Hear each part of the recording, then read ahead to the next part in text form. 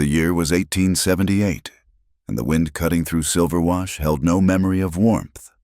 This was Wyoming territory, a place of gray horizons and granite patience. The wind was the only thing that moved with purpose, slicing down from the high peaks to scour the prairie grass flat, carrying the metallic bite of distant snow. It was a land that demanded everything and apologized for nothing. Wedged between two towering faces of shale and pressed against the dry, cracked artery of a seasonal creek, Hollow Creek Ranch was a testament to endurance. It was not a ranch of prosperity. It was the holding of Thatcher Hale, a man young in years but aged by the soil and the solitude. The cabin was pine, weathered to the color of ash. The barn leaned, exhausted, bracing itself against the northern gales. The place seemed small, swallowed by the sheer, indifferent scale of the cliffs that rose behind it. Thatcher stood on the warped porch planks, watching the approach of a hired buckboard. It rattled up the wash, pulled by a single, exhausted mule. Company was rare. Visitors to Hollow Creek were usually lost, running from something, or trying to sell a miracle tonic. Thatcher trusted none of them. The driver, a sour man from the township, spat a stream of tobacco juice into the dust and did not move from his seat. A woman climbed down from the back, moving with a stiffness that spoke of days spent on a hard bench. She was wrapped in a heavy wool cloak, the color of rust, coated in the fine, alkaline dust of the trail. In one arm, she cradled a narrow wooden chest, the brass corners dull, the wood scarred. She paid the driver with a few coins, a transaction that seemed to cost her the last of her strength. The buckboard turned and retreated without a backward glance, leaving her alone in the yard. She approached the porch. Thatcher remained still, his hand resting near the axe handle leaning against the wall. He observed. Her name was June Ellsworth, though he would not know it. What he saw was a woman held together by a rigid spine. The dust could not hide the exhaustion carved into her features.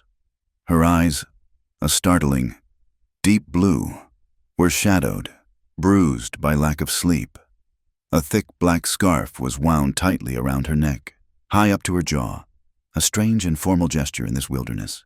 In the hand not holding the chest, she clutched a thick packet of letters, bound tight with abrasive jute twine. She stopped at the bottom step, not asking to come closer. Her gaze was direct, but tired. "Mister," she said. Her voice was a dry rasp, the sound of the creek bed in August. "I require lodging, just for one night." Thatcher said nothing. His eyes scanned the trail she had arrived on, then returned to her. She seemed to read his refusal. Not in the house. She motioned with her chin toward the leaning barn. "The barn, the hay, it is all I need. I will work for it. I can muck stalls, tend stock. I can repair harness." Thatcher Hale was a man of few words, accustomed to the silence of the land and the simple language of his animals. He studied the stranger. She was not built for ranch work. Her hands, though chapped and grimy from the road, had a delicacy to them. Yet she held that small chest as if it were an anchor, and her stance, though weary, was not broken. He noted the way she stood, favoring one foot slightly. It was not a limp, but the careful, practiced posture of someone whose feet were blistered raw, someone who had walked much farther than the ride from the settlement. He recognized endurance when he saw it. He also saw the desperation she was trying so hard to conceal beneath the layer of formal speech. "The barn is cold," he said finally. It was a statement, not an offer. "I have been colder," she replied. He gave a single, short nod. "The stalls need mucking. The mare throws her feed." He turned and went back inside the cabin, leaving the door open just enough for the gesture to be understood. Night fell not as a blanket, but as an executioner's hood, extinguishing the light and the temperature with brutal efficiency. The wind rose, a high, mournful whistle through the imperfections of the cabin. Thatcher finished his meal salt pork and 3 boiled potatoes. He pulled on his heavy canvas coat, the fabric stiff with grease and dirt. The horses needed their late grain. He grabbed the lantern, the yellow light pushing against the immense darkness of the yard. He crossed to the barn, the cold air sharp in his lungs. He slid the heavy wooden door open. The barn was warmer than the outside, filled with the sweet, dry smell of hay, the animal heat of his 2 horses, and the faint, sharp tang of old leather. His mare, Bess, nickered a soft greeting. In the lantern light, he saw the woman. She had taken the empty stall in the far corner, the one farthest from the door. She had not used his good hay. She had raked the loose straw and chaff from the aisle into a mound. Her red cloak spread over it as a ground sheet. She was turned away from him, curled on her side, facing the rough sawn planks of the wall. The small wooden chest was pressed against her stomach. Her arms wrapped around it like a mother holding a child. The bundle of letters lay beside her head. Thatcher moved quietly, not wanting to disturb her. He went to the grain bin, his movements practiced and economical. He measured the oats, the metallic scrape of the scoop loud in the enclosed space. The only other sounds were the contented chewing of the horses and the constant, screaming wind. Then, another sound joined the chorus. It was small, almost lost in the gale, a hitching breath, a sob, desperately muffled against the straw. Thatcher froze, the scoop halfway to the feed bag. He watched her back. Her shoulders, hidden beneath the cloak, began to tremble. It was not a gentle weeping. It was a deep, silent, agonizing tremor, the kind that shakes a person from the core. He felt the raw vibration of it even from across the aisle. He was a man who respected privacy, a man who believed sorrow was a private burden. He was about to back out, to leave the grain and go, but the tight control she held shattered. A name was ripped from her throat, a sound of such sudden, sharp despair that it cut cleanly through the noise of the storm. Asher. It was a plea to a ghost. Thatcher remained motionless, trapped by the intensity of it. Asher, oh God, don't leave me. Her voice was no longer a rasp. It was broken, raw with a grief so profound it seemed impossible to contain in one small person. Please, Private Asher. The words hit Thatcher Hale like a physical blow. Private Asher, a soldier's name. The memory was immediate, rising from the back of his mind. It must have been 1865, or perhaps 66. The war had been over, but the country was still bleeding. A column of Union soldiers, hardened and weary, their blue uniforms faded to a dusty gray, had passed through Silver Wash. They were heading west to garrison the frontier forts, to swap one war for another. They had not stayed long, just long enough to buy what little grain the territory possessed and disappear toward the mountains. A soldier's name. He found himself moving, not from curiosity, but from a strange, protective instinct. He stopped at the edge of her stall, through a wide gap between 2 warped planks. The moonlight, cold and blue, striped the floor. He could see her profile, pale and stark. Her eyes were squeezed shut, tears tracing clean paths through the grime on her cheeks. Her hand was not clutching the chest now, but the black scarf at her throat, pulling it tight, as if she were strangling the sobs before they could escape. He felt like a trespasser, witnessing a ritual of pain not meant for his eyes. He backed away slowly. He looked at the gap in the planks, then at the sturdy barn door. He finished his chore in heavy silence, the grain pouring like sand into the feed bags. He walked to the entrance, pulled the heavy door shut, and dropped the thick wooden bar into its bracket, sealing her inside with her ghosts. He asked no questions. The sun was barely a promise of gray light in the east when Thatcher rose. The cabin was frigid. He knelt to stoke the embers in the wood stove, but the smell of coffee, acrid and strong, was already on the wind. It was not his. He pulled on his boots and coat and stepped outside. The woman was already working. A small, efficient fire was blazing in the shelter of the outdoor wash pit, a dented tin pot of coffee boiling vigorously on the stones. She was not by the fire. She was at the water trough. Yesterday, the trough had a long, weeping crack near its base. It was a slow leak he kept meaning to fix with pine tar, but time and money were always short. Now, the leak was sealed. She had found a roll of oilcloth in his shed and strips of cured leather. The patch was tight, precise, and waterproofed with rendered fat he had not even realized was missing. He looked toward the barn, the small, leaky patch of roof above the hayloft. The one he kept a tarp weighted down over was being repaired. She was high on the ladder, her movements quick and certain, weaving fresh bundles of straw into the rotting thatch. She climbed down, not having noticed him. She moved with an efficiency that was starkly at odds with her appearance. This was not the fumbling of a sheltered woman.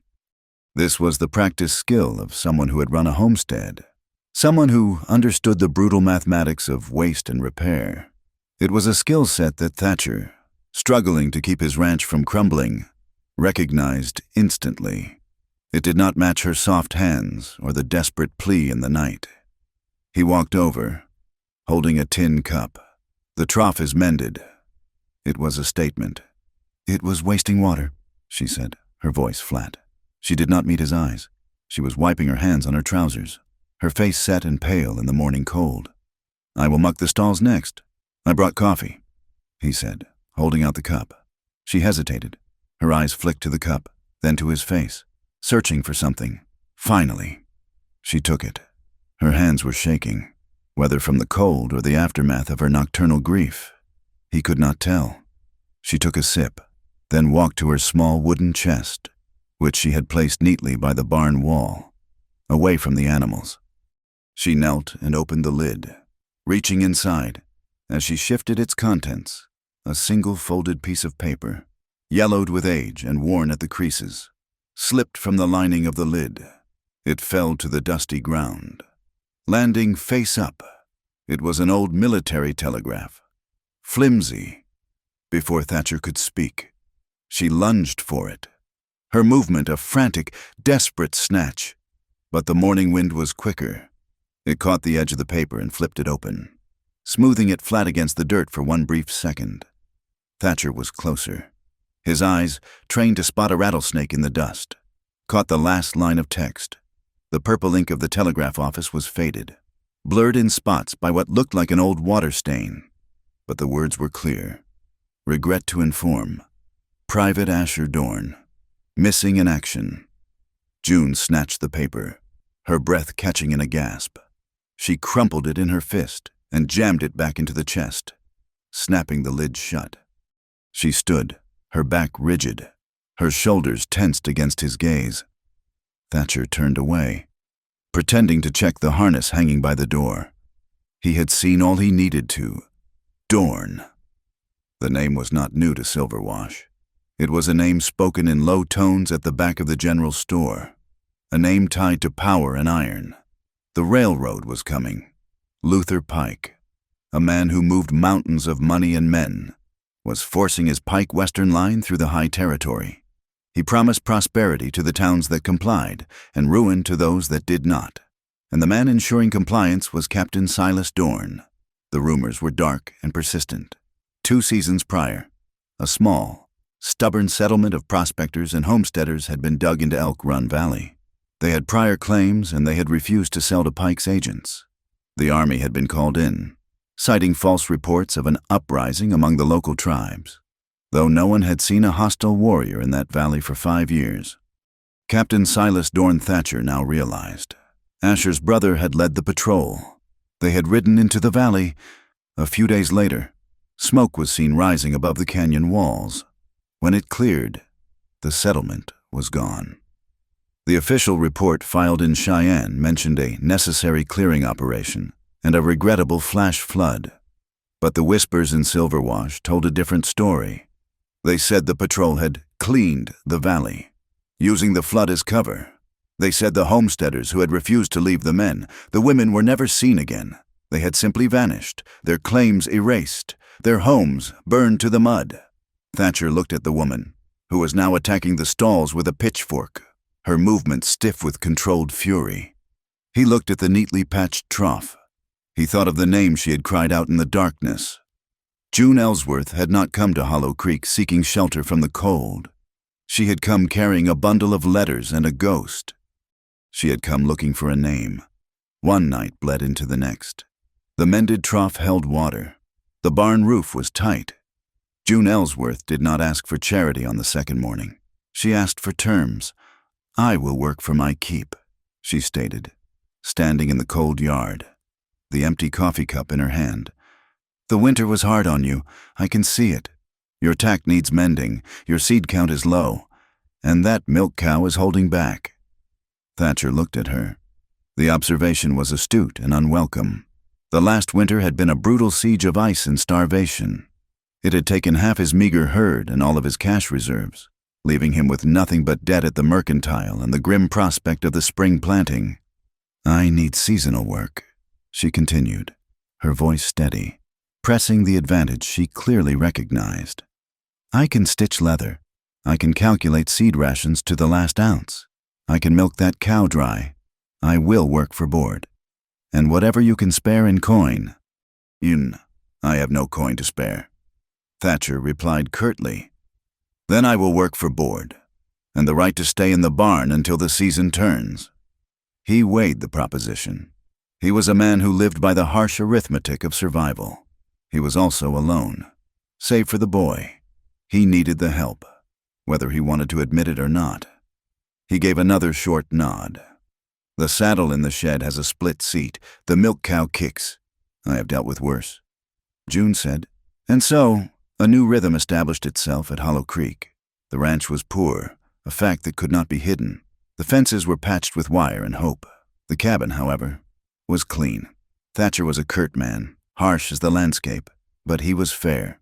He expected a full day's work, and he gave a full, if meager, portion at the supper table. His world was small, contained within the boundary of the canyon walls. It consisted of the horses, the recalcitrant cow, a handful of chickens, and two other souls. One was Bram, a hound dog so old his muzzle was pure white and his joints stiff with rheumatism. He was a creature of absolute loyalty, who had accepted June's presence with a slow, dignified sniff and a single thump of his tail. The other was Owen Hale.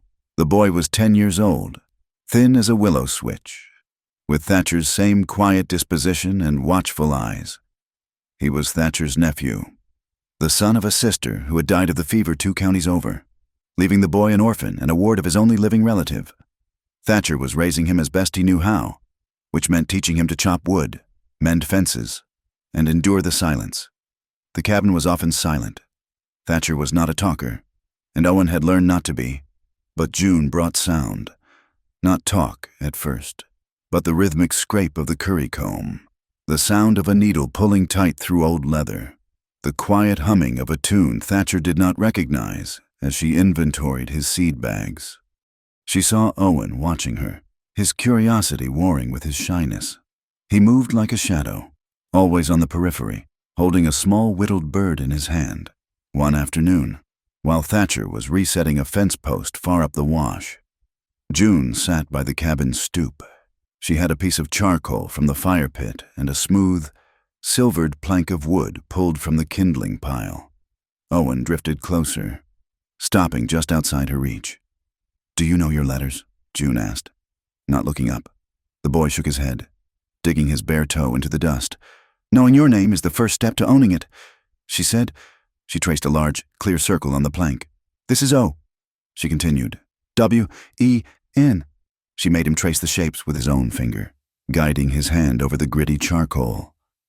He was hesitant, his touch light, as if afraid the shapes would break. "Say it," she urged. O-W-E-N. Again, together. Owen. A slow, shocked smile spread across the boy's face.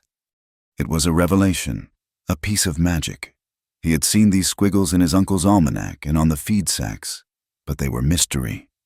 Now, they were him. He grabbed the charcoal from her.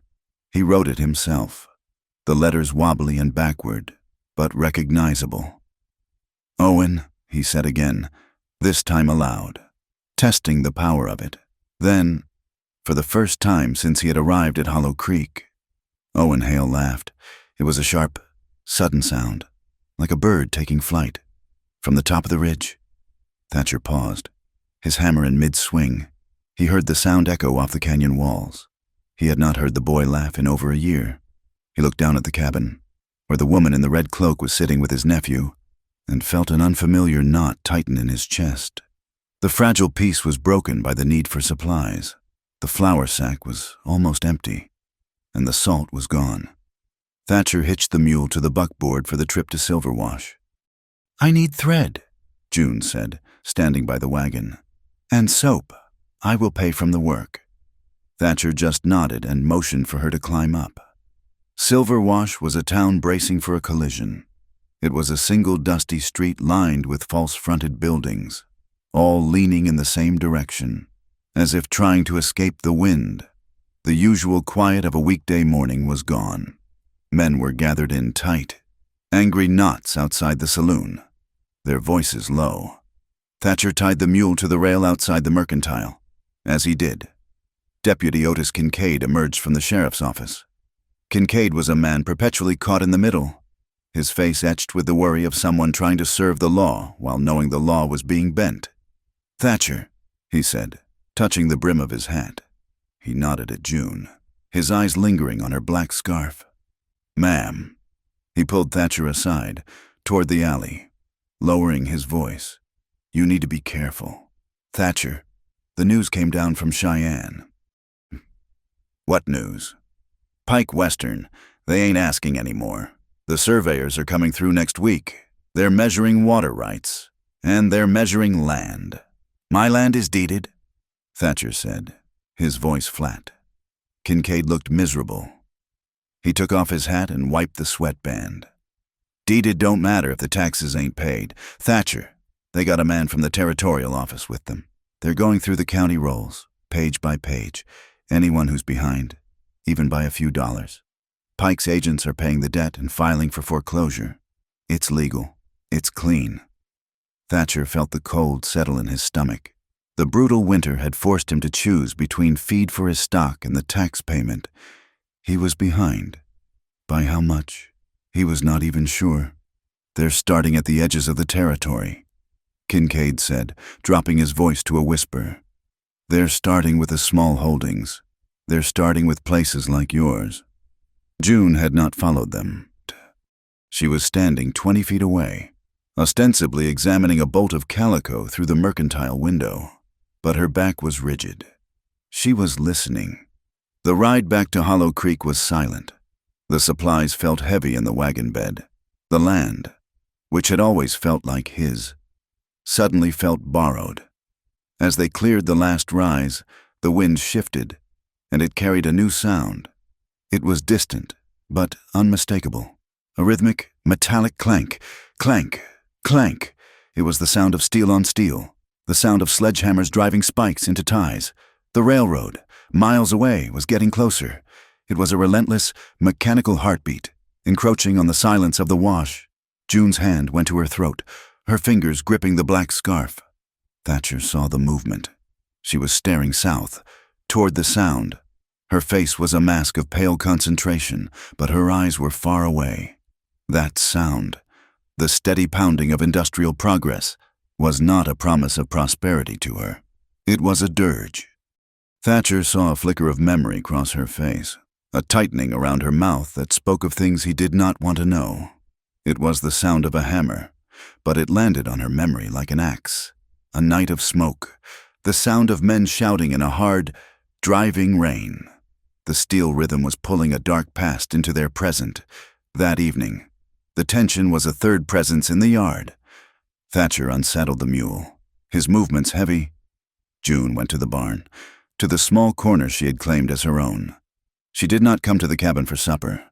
Thatcher ate with Owen, the silence heavier than usual. The boy, sensitive to the shift in the air, barely touched his food. Later, Thatcher boiled water and steeped a handful of the dried mint that grew wild by the creek. He poured the steaming, fragrant tea into a tin mug. He walked across the yard. The barn was dark, but he knew she was awake. He placed the mug on the threshold, just outside the door. He did not knock. He waited on the porch. A full minute passed. The barn door scraped open a few inches. A hand emerged, pale in the moonlight, and retrieved the cup. "Thank you," she whispered. The voice was barely audible. He saw her through the gap. She was sitting on her straw bed, her back to the wall. She was folding the black scarf. She folded it with meticulous, obsessive care, smoothing the creases, her hands shaking so badly that the tin cup rattled against her teeth as she tried to drink. Owen, finished with his chores, walked past his uncle. The boy was holding his plank, the one with his name on it. He went to the barn door, which June had left slightly ajar. He was a child, and children do not understand the boundaries of adult sorrow. "Miss June," he asked, his small voice cutting through the evening chill. Thatcher tensed, ready to call him back. "Miss June, who is Asher?" The wind died. The crickets stopped. The only sound was the breathing of the horses in their stalls. Thatcher could see her profile. She froze, her hands still on the black scarf. It was a long, terrible silence. Thatcher held his breath. When she finally answered, her voice was thin, stretched taut. She was looking at the plank in Owen's hand, not at the boy. "He was," she said, her voice catching. "Someone who promised to come home." Thatcher let his breath out slowly. He turned away from the barn and looked up. The sky was a vast, indifferent ocean of stars, cold and infinitely distant. He thought of the name cried out in the dark. He thought of the telegraph flimsy. He thought of the rumors of Silas Dorn, the proximity of the railroad, and the threat Kincaid had delivered. He looked at the small, leaning barn that was sheltering this woman, and he knew, with a certainty that settled like a stone in his gut, that her story was not about shelter. June Ellsworth had not come to his ranch to escape the cold. She had brought the storm with her. The quiet rhythm of survival was broken by the sound of a horse pushed too fast. Thatcher was splitting oak for the fire, the axe falling with a steady, metronomic beat. June was scrubbing the cabin's single-iron pot by the well, her knuckles red and raw from the lye soap. Both stopped. The silence that rushed in was heavy, filled with the sound of the approaching hoofbeats. A rider emerged from the mouth of the wash, not on a farm mule, but on a lathered bay mare. The rider was a woman, sitting astride, her skirts hiked up and tucked into men's boots. She pulled the horse to a sliding stop that churned the dust, a canvas mailbag thumping against her hip.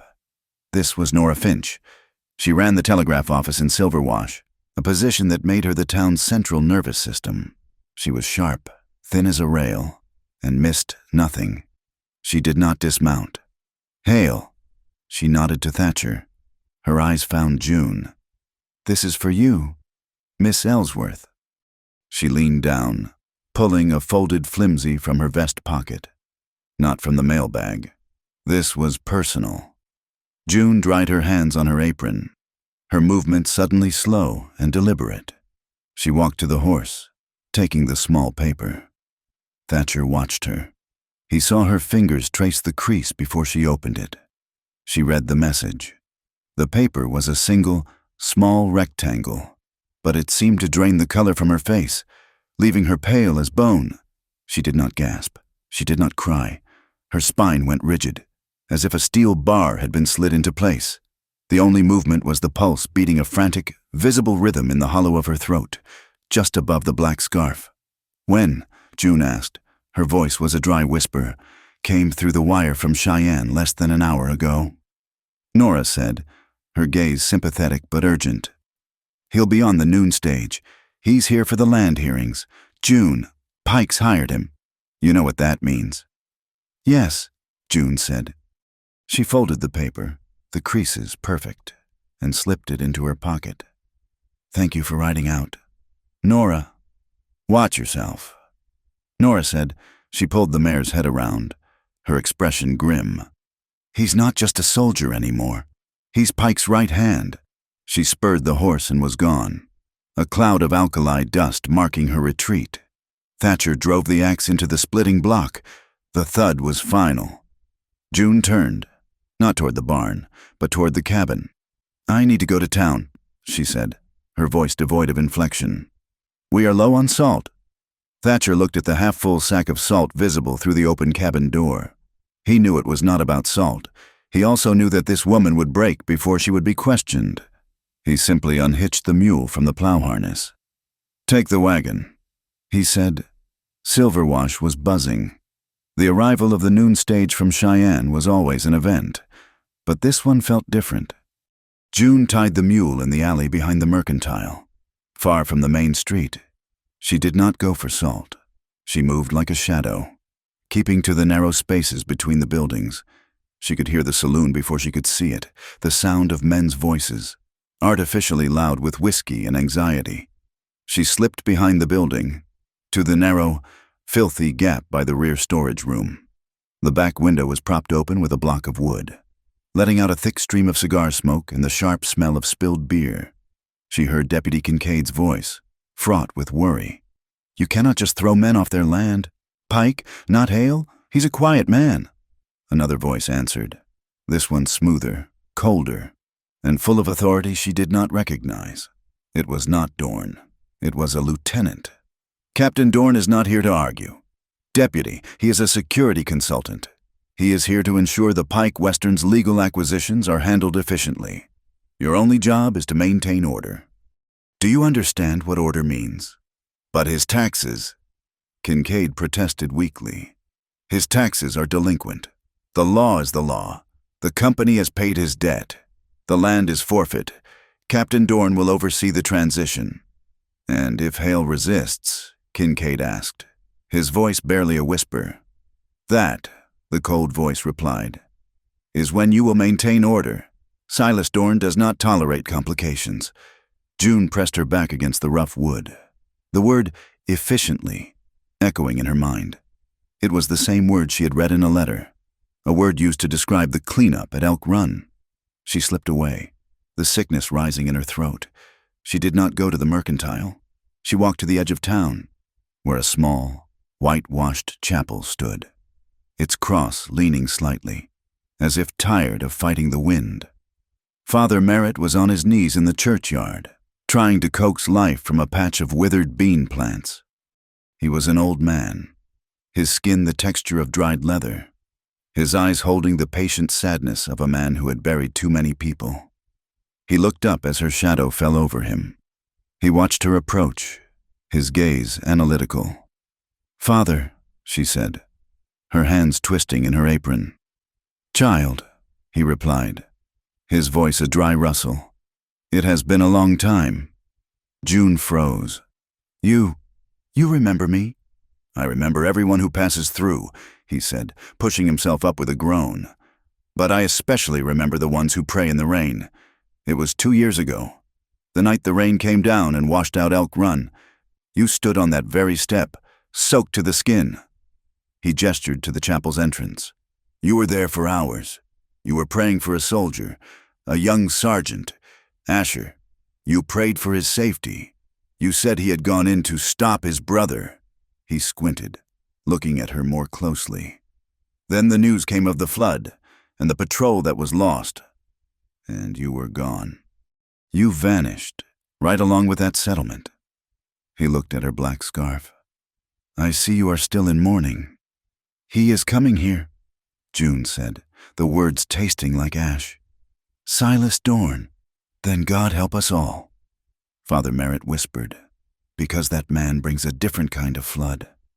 The ride back to Hollow Creek was slow, the mule sensing the dread in the woman holding the reins.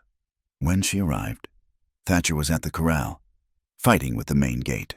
The upper hinge was rusted through, the heavy gate sagging at a drunken angle. It was the ranch's only real defense, and it was broken. She did not go to the barn. She walked directly to the gate, picked up the iron pry bar, and jammed it under the gate's bottom edge. "Lift on 3, she said. He looked at her, surprised by the command. He nodded. 1, 2, 3. He pulled. She lifted. The gate screeched, rising half an inch. They worked in the failing light. A grim, silent team. He had to hammer the old pin out, his knuckles grazing the splintered wood. She held the immense weight of the gate steady, her arms trembling with the strain, her jaw set.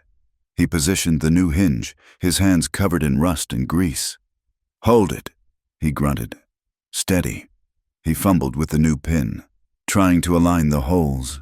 His hand, large and calloused, brushed hers as she steadied the post. It was an accident, a simple brushing of skin. But in the cold, tense air, it felt like a spark. Her skin was chapped and cold, but his was warm. It was a sudden, shocking reminder of life, a small point of heat in a world that had gone frigid. They both flinched, their eyes meeting in the twilight. It was a look that lasted only a second, but it broke the dam of her control. He saw the terror she had been hiding behind the mask of efficiency. She saw the quiet strength he had been hiding behind his wall of silence. They finished the repair. The gate swung shut with a solid, satisfying thump. They stood for a moment, catching their breath. The sun was gone, leaving a bruised, purple stain on the horizon. "Asher Dorn," June said, her voice quiet but clear. She was speaking to the cliffs, not to him. "The name I spoke in the barn. He was my fiancé. He was a sergeant in his brother's command." Thatcher leaned against the new, solid post. He said nothing. He listened. "Silas, Captain Dorn. He was always ambitious. Asher was. He believed in the duty, in protecting people." Her hand went to the bundle of letters she always carried, now tucked in her apron pocket. When Pike wanted Elk Run cleared, Silas took the contract. Asher knew. "He wrote to me. He said his brother was planning to use the army to evict homesteaders for a railroad bonus. He called it murder." She pulled the packet out, her thumb stroking the rough twine. "This is his last letter. He told me he was going to report Silas. He had gathered proof. Proof that Silas and Pike were partners. He was going to ride to Cheyenne." Her voice broke. Just for a moment. He never made it. His patrol rode into Elk Run Valley that morning. Silas's patrol followed them. Then the flash flood came. The one Father Merritt remembers. The one that happened while I was praying. Asher was listed as missing in action. Drowned. But it was a lie. Silas's report covered everything. He was given a commendation, and Luther Pike signed the bank draft for his bonus. She finally looked at Thatcher, her blue eyes dark with a grief so old it was almost hard.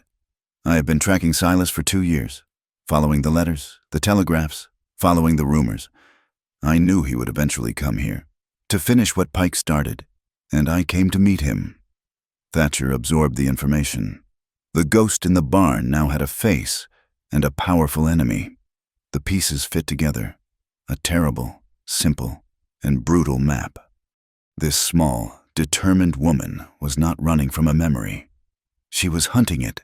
He looked from her face to the newly repaired gate, then to the dark line of the hills. His voice, when he spoke, was rough as gravel. "If he comes to Hollow Creek, he finds me," he said. He was not a man for grand gestures. It was a simple statement of fact. He pushed himself off the post and faced her. "If he comes, June, you will not be alone." June looked at him, truly seeing the man, not just the rancher. She saw the unyielding set of his jaw, the absolute lack of fear in his eyes. She gripped the black scarf at her throat, her knuckles white. She gave a single, sharp nod. It was an acceptance, an alliance. The alliance was tested 2 days later. The sound came first, not a fast-ridden horse like Nora's, but the slow, methodical clink of metal and the murmur of men's voices. Thatcher and June were by the well, drawing the morning water. 3 men on horseback rode into the yard. They were not soldiers. They wore city hats and carried tripods, measuring chains, and canvas satchels. One of them carried a bundle of fresh-cut wooden stakes. The tips painted a glaring, violent red. They dismounted without asking permission. The lead surveyor, a man with a bored, dismissive expression, began to unwind his chain. Thatcher strode toward him. Owen and Bram scrambling to stand behind him. "This is private land. Get off it!" The surveyor barely looked up. He consulted a map unfolded on his saddle. "Is it county records show this parcel is delinquent on taxes for the past 6 months? Pike Western has paid the debt. We're here to survey the legal seizure line, just marking the new boundary. The well is mine," Thatcher said, his voice dropping to a low growl. "The well is on the parcel. the surveyor said, shrugging. He snapped the chain, his assistant grabbing the other end. They began their work. They walked straight across the yard, letting the chain drag through the dust. They hammered the first red stake into the ground near the patched fence. They hammered a second one on the far side of the corral. Then the lead surveyor paced off a final distance.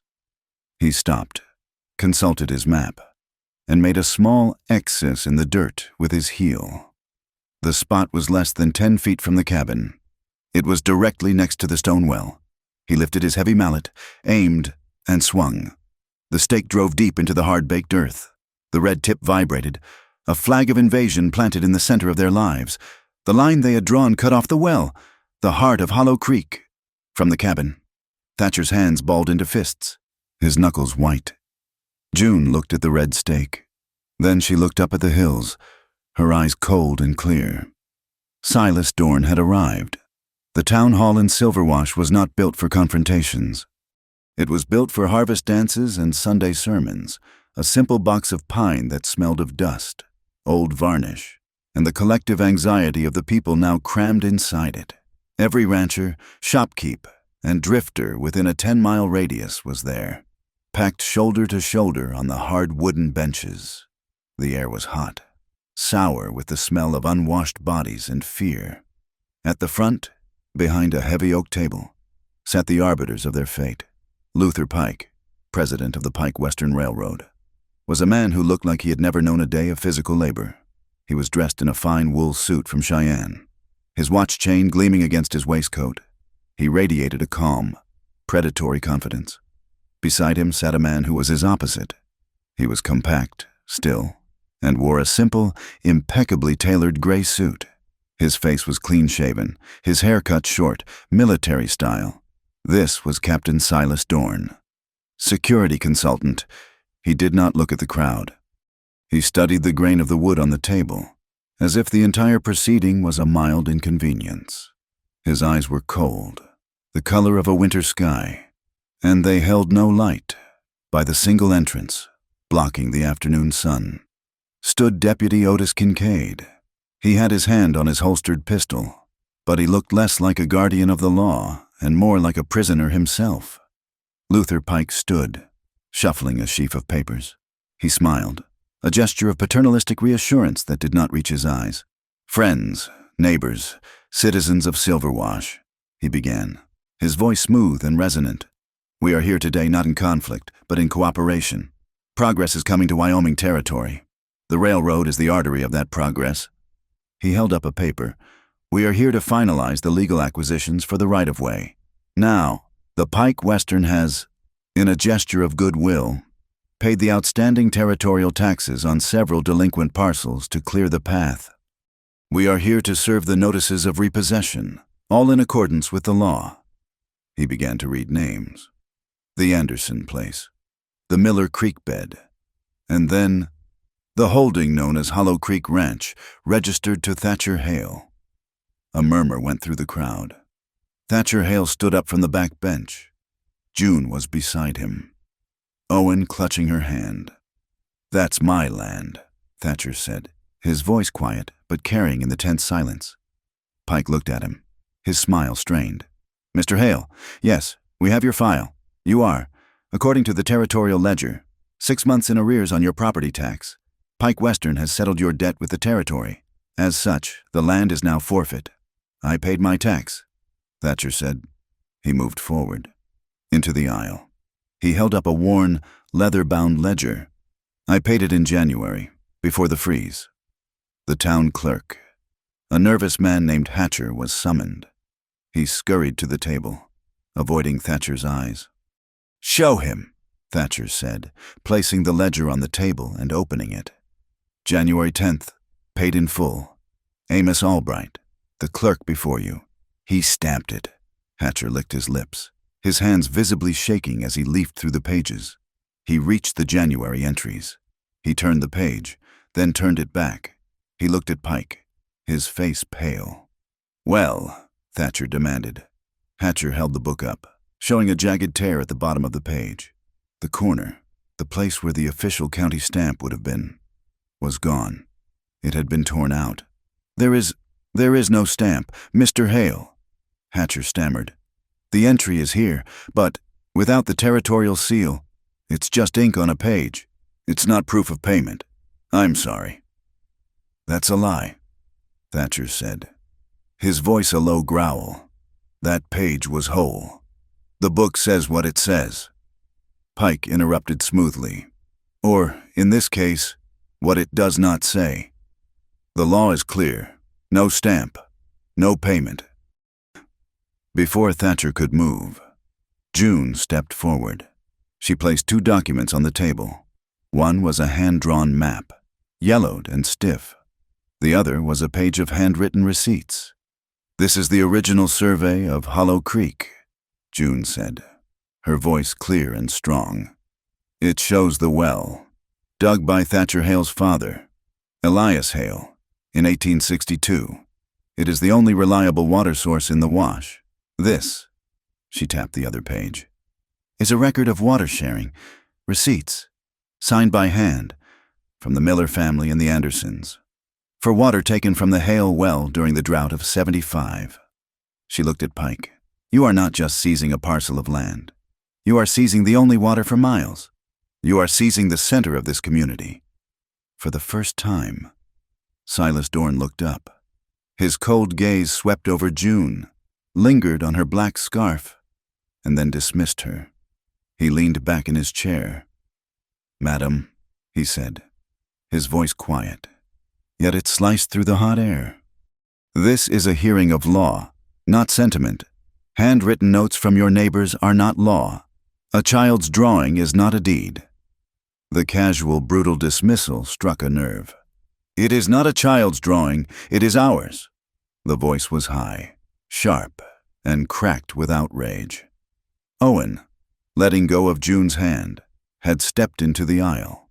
His small face was red, his fists clenched. "The well is ours. You can't steal it." The room went dead silent.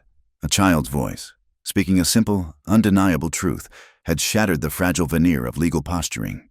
Deputy Kincaid reacted, perhaps on instinct, perhaps on orders. He took 2 steps and grabbed Owen's shoulder. He unhooked the hickory nightstick from his belt. "That's enough, boy," Kincaid said, his voice rough with panic. "You be quiet, or I'll lock you in the cooler for contempt." He raised the stick, not to strike, but as a threat, banging it against the door frame. The crack was as loud as a gunshot. Owen flinched, tears of rage and fear welling in his eyes. In that second of chaos, as all eyes were on the deputy and the child, a figure moved at the edge of the room. Nora Finch, the telegraph operator, had been standing near the back wall, her notebook in hand as if reporting. She brushed past June, her shoulder bumping hers. "Pike to Dorn, last week," she whispered, her voice fast and low. A folded piece of paper, a copy from her telegraph ledger, was pressed into June's hand. June closed her fist around it, sliding it into her apron pocket, her eyes never leaving Owen. "Deputy," a new voice said. Father Merritt rose from the front bench. He was old, and he leaned heavily on a cane, but his authority filled the room. "Unhand the child." Kincaid, sweating, let go of Owen, who scrambled back to June. Father Merritt turned to the table. He did not look at Pike. He looked at the townsfolk, his gaze sweeping over them, one by one. "We are talking about ledgers and stamps," he said, his voice a dry rustle. "We are talking about laws, but I see a child, a boy who has lost his parents, who lives with his uncle on a patch of hard land, and I know that a single well, the one Mr. Hale's father dug, is what keeps that child alive. Now, you can tell me about the law, but who will tell me about the sin of taking water from a child?" The crowd, which had been silent, began to murmur.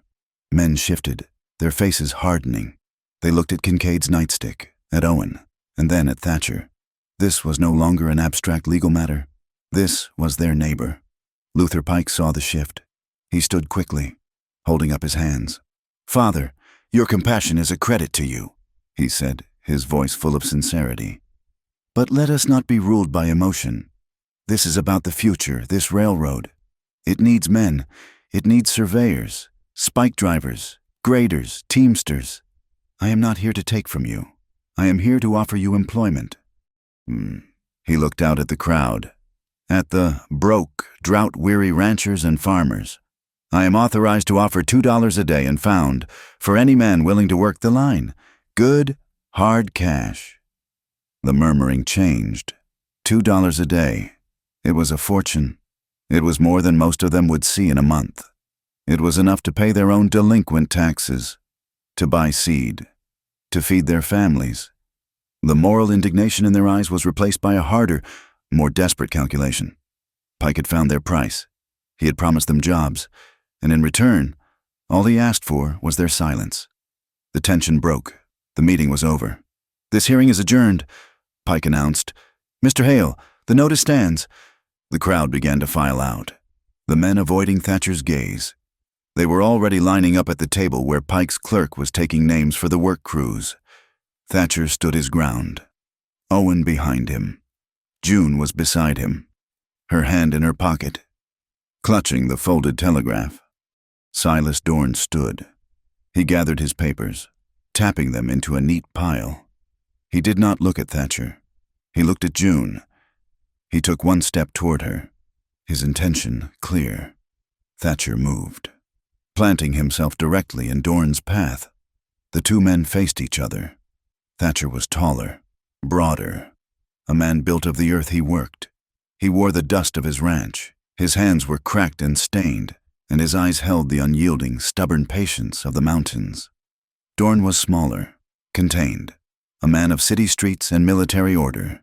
He was a creature of steel and paper. His power was not in his body, but in the system he represented, a system that could erase a man with a missing stamp. Their eyes locked. It was a collision of two worlds, the man protecting a single, small home, and the man clearing the way for an empire. Neither man blinked. Dorn's lips quirked in what might have been a smile. It was a cold, precise expression that held no warmth. He shifted his gaze, just slightly, to look past Thatcher at June. "The hearing is adjourned," he repeated, his voice for Thatcher alone, though it was loud enough for those nearby. "The legal notice stands." He stepped around Thatcher, his shoulder almost brushing him. "You have 7 days to clear the ranch." The night did not fall. It attacked. The 7 days hung over Hollow Creek. A palpable sentence, and the sky itself seemed to join the siege. A hot, dry wind rose from the south, carrying not rain, but sand. It was a scouring wind, a wind that flayed the paint from the cabin and the hope from the heart. By midnight, it was a full-blown sandstorm. The world beyond the walls was a howling, screaming void of brown grit. The cabin, the oldest structure, held its ground, the wind finding every crack and whistling a high, demonic tune. But the barn was younger, built with less care. It groaned. It popped. The entire structure shuddered with each gust, the wood protesting as the wind tried to tear it apart. Thatcher was not in his bed. He was at the small cabin window, staring into the opaque chaos. He could not sleep. His mind was fixed on the red stake driven into the earth by his well. It was an obscenity, a declaration of war. He thought of Owen, asleep in the small cot, his breath untroubled. The boy's innocent faith in the permanence of his home was a weight on Thatcher's chest, heavier than any debt. Then the storm shifted. The wind paused, drawing a great, sucking breath. An electric tension filled the air. The world lit up. A single, jagged fork of lightning, blue-white and terrifying, split the sky from horizon to earth. For one brilliant, silent second, the yard was illuminated as bright as day. Thatcher saw the red stake. He saw the barn, leaning, exposed. Then the sound hit. It was not a crack of thunder. It was a physical explosion. A rolling, deafening concussion that sounded like a battery of cannon. A sound that shook the very foundations of the cliffs. A new sound came from the barn. It was not the wind. It was not the horses. It was a scream. It was not a name. It was a raw, primal sound of pure terror, choked off as soon as it began. Thatcher was moving before he was aware of the decision. He grabbed his heavy coat from the peg, lit the lantern, and plunged into the storm. The wind tore the door from his hand, slamming it against the cabin wall. The air was not air. It was a solid, moving wall of sand that stung his face and blinded him. He kept his head down, pushing toward the sound. He fought the barn door, the wind trying to trap him. He forced it open and slipped inside, barring it behind him. The internal chaos was almost worse. The horses were panicked, kicking the stall walls, their eyes white in the gloom. The wind was a living thing, howling through the gaps in the planks. He raised the lantern. June. She was not in her stall. The small wooden chest was on its side, its contents spilled. The bundle of letters was scattered in the chaff. June. He saw her. She was huddled in the farthest, darkest corner, behind the grain bins. She was crouched low, her arms locked over her head, her body trembling with violent, uncontrollable shudders. She was not crying. She was muttering, her voice a low, frantic litany. "The creek! Get to the creek! It's the fire! Asher, the fire! No, no, no!" He approached slowly. "June, it's the storm! It's just the wind!" She did not hear him. Her eyes were wide open, staring at the rough wood. But she was seeing something else. She was seeing Elk Run. Another flash of lightning lit the interior, followed by a thunderclap that shook dust from the rafters. The barn groaned around them, a long, tearing sound of wood fibers giving way. June screamed again, a short, sharp sound, and pressed herself impossibly harder against the wall. This was not shelter. This was a trap. "We're moving," he said, his voice loud, trying to cut through her panic. "The loft! It's safer! The loft! June!" He reached for her arm. She recoiled as if struck by a snake, scrambling backward. "No, don't touch me, get back." He froze, his hand outstretched. He understood. He was a man, a shadow in the dark. In her mind, he was one of them. "June," he said, his voice low, steady, forcing the calm he did not feel. "It is Thatcher. Thatcher Hale. I am here. The barn is breaking. We have to go up to the hay." He backed away, climbed the ladder halfway, and held the lantern high. "Come. I will not touch you. Come up. It is safer." She stared at him, her breathing a series of short, painful gasps. The terror in her eyes was warring with a flicker of recognition. "Thatcher," she whispered. "It's me. Come." She followed. Her movements were stiff, robotic. She was a woman walking in a dream, a nightmare from which she could not wake. The hayloft was a low, triangular space under the eaves. It was hot, and the air was thick with the suffocatingly sweet smell of cured timothy and clover. And it was loud. The wind shrieked, but the sand had turned to a hard, driving rain, and the drops hammered against the roof just inches above their heads.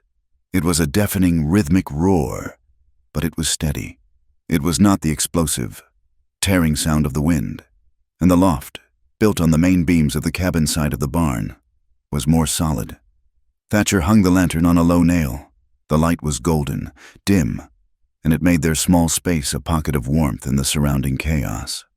He sat, his back against a thick support beam. He did not look at her. He gestured to the hay. "Sit, it's dry." He took off his heavy canvas coat. It was stiff with years of work, smelling of pine tar, sweat, and the faint tang of horses. He did not try to put it on her. He did not try to cover her. He laid it on the hay, in the space between them. A barrier, a choice.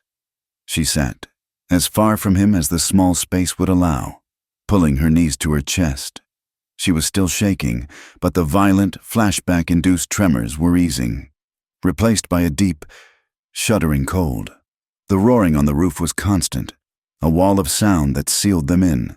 They sat in silence for a long time. There was nothing to say. The storm said everything. Thatcher watched the lantern light. He listened to the horses settling down below. He listened to the sharp, chattering intake of June's breath. Her hand moved. It crept across the hay, a small, pale crab in the gloom. Her fingers touched the stiff canvas of his coat. She paused, then her fingers closed, gripping the fabric. He watched her. She pulled the coat, just an inch, toward her. Then her hand moved again, slowly, across the sleeve, until her fingertips brushed the rough denim of his knee. He did not move. He did not breathe. Her hand found his. She did not brush it. She took it. Her grip was desperate, her fingers icy cold, her knuckles sharp.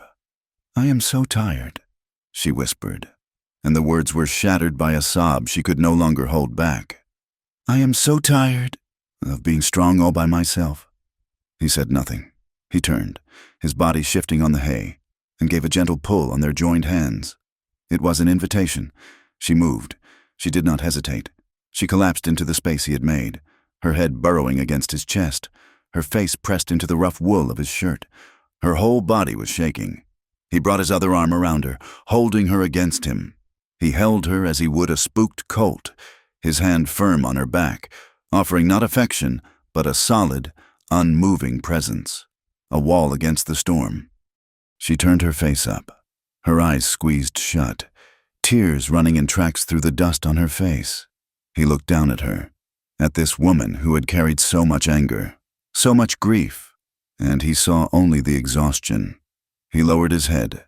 The first touch of his lips to hers was a question. It was hesitant, rough, barely a kiss at all. It was just a moment of warmth, a promise. She did not pull away. She let out a long, ragged sigh, a breath she had been holding for 2 years. Her lips, chapped and cold, parted under his. He kissed her. It was slow. It tasted of salt from her tears and the sweet, cloying dust of the hay. It was a kiss of shared desperation, of two people who had nothing left, clinging to the last solid thing in a world that was being torn apart. Her hand, the one not gripping his, came up. It did not touch his face. It clutched his shirt, her fingers twisting in the fabric, holding on. His hand moved from her back, sliding up to her neck. His fingers spread wide, his thumb finding the frantic hummingbird pulse at the base of her throat. He held her, his calloused thumb stroking the soft skin. The kiss deepened. It was no longer a question. It was an answer. It was a raw, undeniable statement. "I am here. You are not alone." Their breath was hot, mingling in the cold air. A small, visible cloud in the lantern light. The sound of the rain on the roof was a wild, frantic drumbeat, and he could feel her heart hammering against his ribs, trying to match the rhythm. He pulled back, just inches. His own breathing was unsteady. He looked at her face, pale and streaked in the golden light.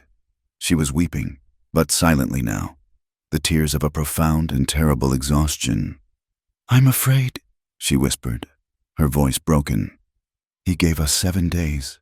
Silas, he will take this. He will take you." Her eyes met his, and he saw the terror from the barn was back, but in a new, more horrifying form.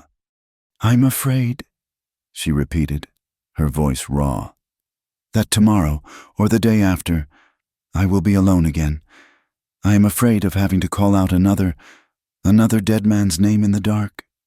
The words hit him like a physical blow. He understood. This was not about the land. It was not about the well. It was about this, the loss, the finality. He touched his forehead to hers. His skin was rough, his brow furrowed, but his touch was steady. "I am here," he said, his voice a low growl. An oath. "I am right here, now." He took a breath, holding her gaze, forcing her to see him. "And I will be here in the morning." He kissed her again. It was different. The desperation was gone, replaced by a slow, deliberate warmth. It was a promise. It was a healing. He shifted, pulling her down onto the bed of hay, half covering her with his body, shielding her from the drafts that still whistled through the eaves. His coat was a rough pillow beneath them. He kissed her eyelids, her temples, the sharp line of her jaw. His hand moved to her hair, stroking it back from her face, his fingers gently untangling the bits of straw. It was a simple, repetitive, calming motion, a human touch, with no agenda but comfort. She did not speak. She held onto his shirt as he held onto her. Her body, which had been a taut wire of fear, finally, began to uncoil. They lay entangled, a knot of shared warmth. It was an intimacy of presence, of profound, unspoken comfort, more powerful and more honest than any act of frantic passion. It was a healing. The storm passed. The wind's high shriek lowered to a mournful moan, then to a whisper. The rain softened from a roar to a steady, lulling hiss on the roof. In the new, quiet world, they could hear the soft sounds from below. The horses breathing deep and slow, the snuff of contentment. June was almost asleep, her breathing deep and even, her head resting on his shoulder. Her lips moved, a sleepy, unconscious murmur. Asher. The name was a sigh, a wisp of a ghost, the last trace of the nightmare. Thatcher tensed, his jaw tightening. Then she shifted, pressing closer, her hand moving from his shirt to his chest, spreading flat over his heart. "Thatcher," she whispered. It was not a correction. It was a statement. It was a choice. She was not calling out for the man who was lost. She was naming the man who was here. Thatcher Hale closed his eyes. He held her as the first gray light of morning began to filter through the cracks. Below them, in the cabin, Owen slept, his hand on Bram's flank, the old dog's tail thumping softly in his sleep. The small, battered ranch stood firm. It had survived the night. The dawn after the storm was a fragile truce. The air was scoured clean, the sky a pale, exhausted blue. The mud in the yard was already beginning to dry, but the red stake by the well stood untouched, a wound in the earth. The night in the hayloft had changed everything. The silence between Thatcher and June was no longer an absence, but a shared space. They had 6 days. They did not wait. Nora Finch arrived before the sun was fully clear of the cliffs, her horse steaming. Father Merritt followed on his old mule, his face grim. They met not in the cabin, but in the barn. The air still sweet with hay and the memory of the night. It was a war council. "This," Nora said, slapping the folded telegraph flimsy on a feed barrel. It was the copy she had passed to June at the hearing. "Pike to Dorn, Cheyenne office, 1 week ago. Hale parcel proving difficult. Proceed with RM3. RM3, Thatcher asked, his voice rough. Nora's eyes were hard. "Railroad code. I have seen it before. Removal of non-compliant obstacles. It has a sub-designation. Controlled violence, non-lethal, authorized. It is an order for intimidation. Pike authorized Dorn to break you." "But it is not enough," June said, her voice low. "It is one word. We need the act." Father Merritt laid a small, oilcloth-wrapped book on the barrel. It was warped by water, the cover stiff. "From Elk Run, a prospector, dying of lung fever, left it with me. He was a railroad laborer. He thought it was a confession. He opened it. The pages were a mess of crude pencil script, faded and blurred. But on one page, the entry was stark. "Night 14, June read aloud, her finger tracing the words. "Creek rising, storm, folks running to high ground. We was told to wait, then the order. From SD, torch the granary. A fire will clear them faster than a flood. We lit the stores. The whole valley went up. SD said the flood would wash the ash. No proof." Thatcher looked at June. "SD, Silas Dorn. He used the storm." June whispered, her hand finding the black scarf she still wore. "He used the flood as a tool. He burned them out." "And Asher?" Thatcher asked gently.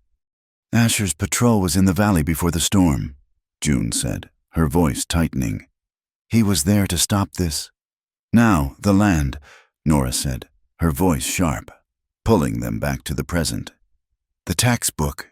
Hatcher is Pike's man, but the old records, the ones from before Hatcher, they are in the old agent's office, in the cellar beneath the mercantile. I have the key." They rode to town, not as a group, but as 3 separate, mundane visitors. Thatcher went to the blacksmith, ostensibly to buy chain. Father Merritt went to the chapel. June and Nora slipped into the alley behind the mercantile. The cellar was a black, tomb-like space. thick with the smell of damp earth, old paper, and rat poison. Nora lit a lantern. Shelves of dusty, leather-bound ledgers lined the walls. 1877, Nora muttered, pulling down a massive book. Territorial accounts. She ran her finger down the pages. Anderson, Miller, Hale, here. She laid the book open. The entry was clear. The ink faded to brown, but the official territorial stamp was a crisp purple emboss. Hale, Thatcher, Parcel 40A, tax deferred, hardship, drought. It was deferred. June breathed. He was never delinquent. Wait, Nora said.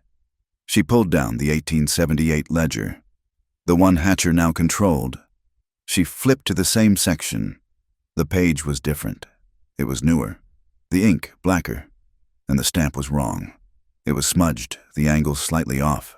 This is a forgery, Nora said. They tore out the real page and inserted this one. Who? Nora pointed to the neat, precise script of the entry. I know this hand. It is Pike's clerk, the one who was taking names for the railroad jobs. We have it. The fraud. The frame-up. June closed her eyes. They had the motive. They had the method. But they lacked the heart. It is not enough, she said. They will say it is a clerical error. We need a voice. We need someone who was there. At Elk Run. They are all gone. Child, Father Merritt said, joining them in the cellar, his face a mask of sorrow. Dead or scattered? Not all, June said, her mind clicking into place. The railroad workers, the ones who lit the fire, they saw it. She left them and walked to the edge of town, to the collection of canvas tents and tar paper shacks huddled against the tracks. This was the workers' camp, a place of mud, misery, and coughing. She found the tent. Maggie Crow. The woman was rail-thin, her face hollowed out by grief, her hands raw from boiling railroad laundry and lye. Mrs. Crow, June said, stepping into the tent's meager shade. Go away, Maggie whispered. We have nothing. I am not here to take. I am here to talk about your husband. About Frank. Maggie's head snapped up, her eyes blazing with a dead, dry fire. He was a good man. I know, June said. And he did not die falling from a trestle. The woman went utterly still. He was at Elk Run, was not he? June pressed, her voice gentle but relentless. He was one of the men ordered to light the granary. He did not want to. Maggie choked. He said they were shooting, not at folks, just to move them. Controlled, he said. What did he see? Maggie. Tears began to trace paths through the grime on the woman's face. He saw the shanties, by the creek, the families of the prospectors, the fire. It moved too fast. The children. He ran to pull them out of a shed. The little ones. And then, June asked, one of the men in gray suits, not soldiers, Pike's men. He shouted at Frank to get back to the line. Frank was carrying a little girl. The man, he raised his rifle. He shot. He murdered him. No, Maggie sobbed, her body collapsing in on itself. He shot him in the leg. A warning. Just a warning shot. But the wound, it never healed. It festered. It took him 6 months to die. They said it was a trestle accident. They paid me $10. $10 for my Frank. Silas Dorn gave the order to burn, June said, her voice hard. Luther Pike's clerk paid for the bullet, and they are here, now, to do the same to my family. I need you to tell the court what you just told me. They will kill me, Maggie whispered, terrified.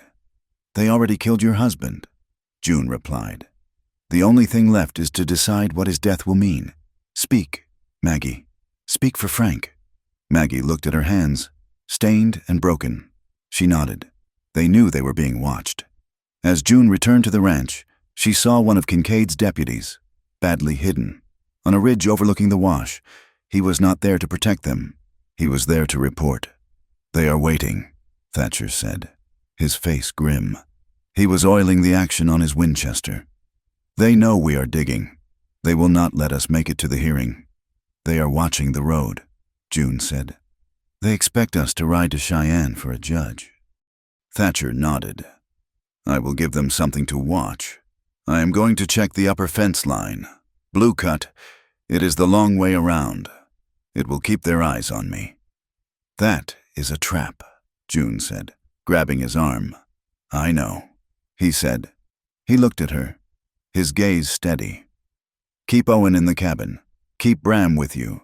I am coming with you. No, you are the witness. You are the proof. I am just a diversion. He put his hand over hers. A brief, hard squeeze. Stay here. He saddled his mare but did not mount. He began walking, leading the horse up the treacherous, narrow rock trail toward Blue Cut Canyon. It was a slow, deliberate move, the action of a rancher checking his property. The deputy on the ridge saw him. He mounted his own horse and rode hard, back toward town. The bait was taken. June waited. She waited 1 hour. Then she took Thatcher's rifle from the wall. She did not take a horse. She put Bram on a rope leash. She went on foot, up the other side of the canyon, the steep goat path that ran parallel to Blue Cut, but 100 feet higher. Blue Cut was a narrow slot in the rock, a dry riverbed of sharp stones and ankle-breaking boulders. Thatcher walked into it, the walls rising on either side, blocking the sun. He heard the sound of shod horses on stone, both in front and behind. He was pinned. Silas Dorn rode out from the shadows ahead. He was not in his gray suit. He was in worn-in cavalry twills, a gun belt on his hip. With him was the same sullen-faced gunman who had served as his lieutenant at the town hall. Your 7 days are running short. Hail, Dorn said, his voice casual. He reined in his horse, blocking the path. You are trespassing on Pike Western property. This is my land, Thatcher said, his hand on his mare's neck.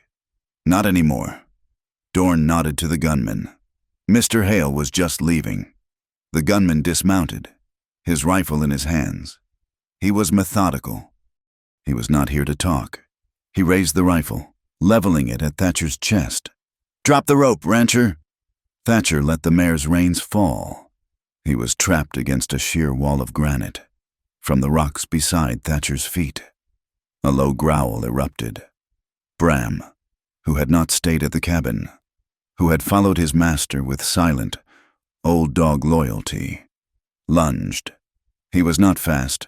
He was old. He did not go for the man. He launched his body, all 70 pounds of aging muscle, at the gunman's horse. His jaws, weak with age but driven by love, locked onto the horse's sensitive muzzle. The horse screamed, a high, terrified sound, and reared violently. It thrashed its head, trying to dislodge the dog. The gunman, caught by surprise, was knocked off balance, stumbling backward, his rifle firing uselessly into the sky. Thatcher did not hesitate. He dove for the cover of a large boulder, scrambling as the gunman cursed and fought his horse. Shoot the dog, Dorn yelled. The gunman raised his rifle again, trying to get a bead on Bram, who was clinging on with grim determination. A shot cracked through the canyon, deafening in the enclosed space. It was not from the gunman.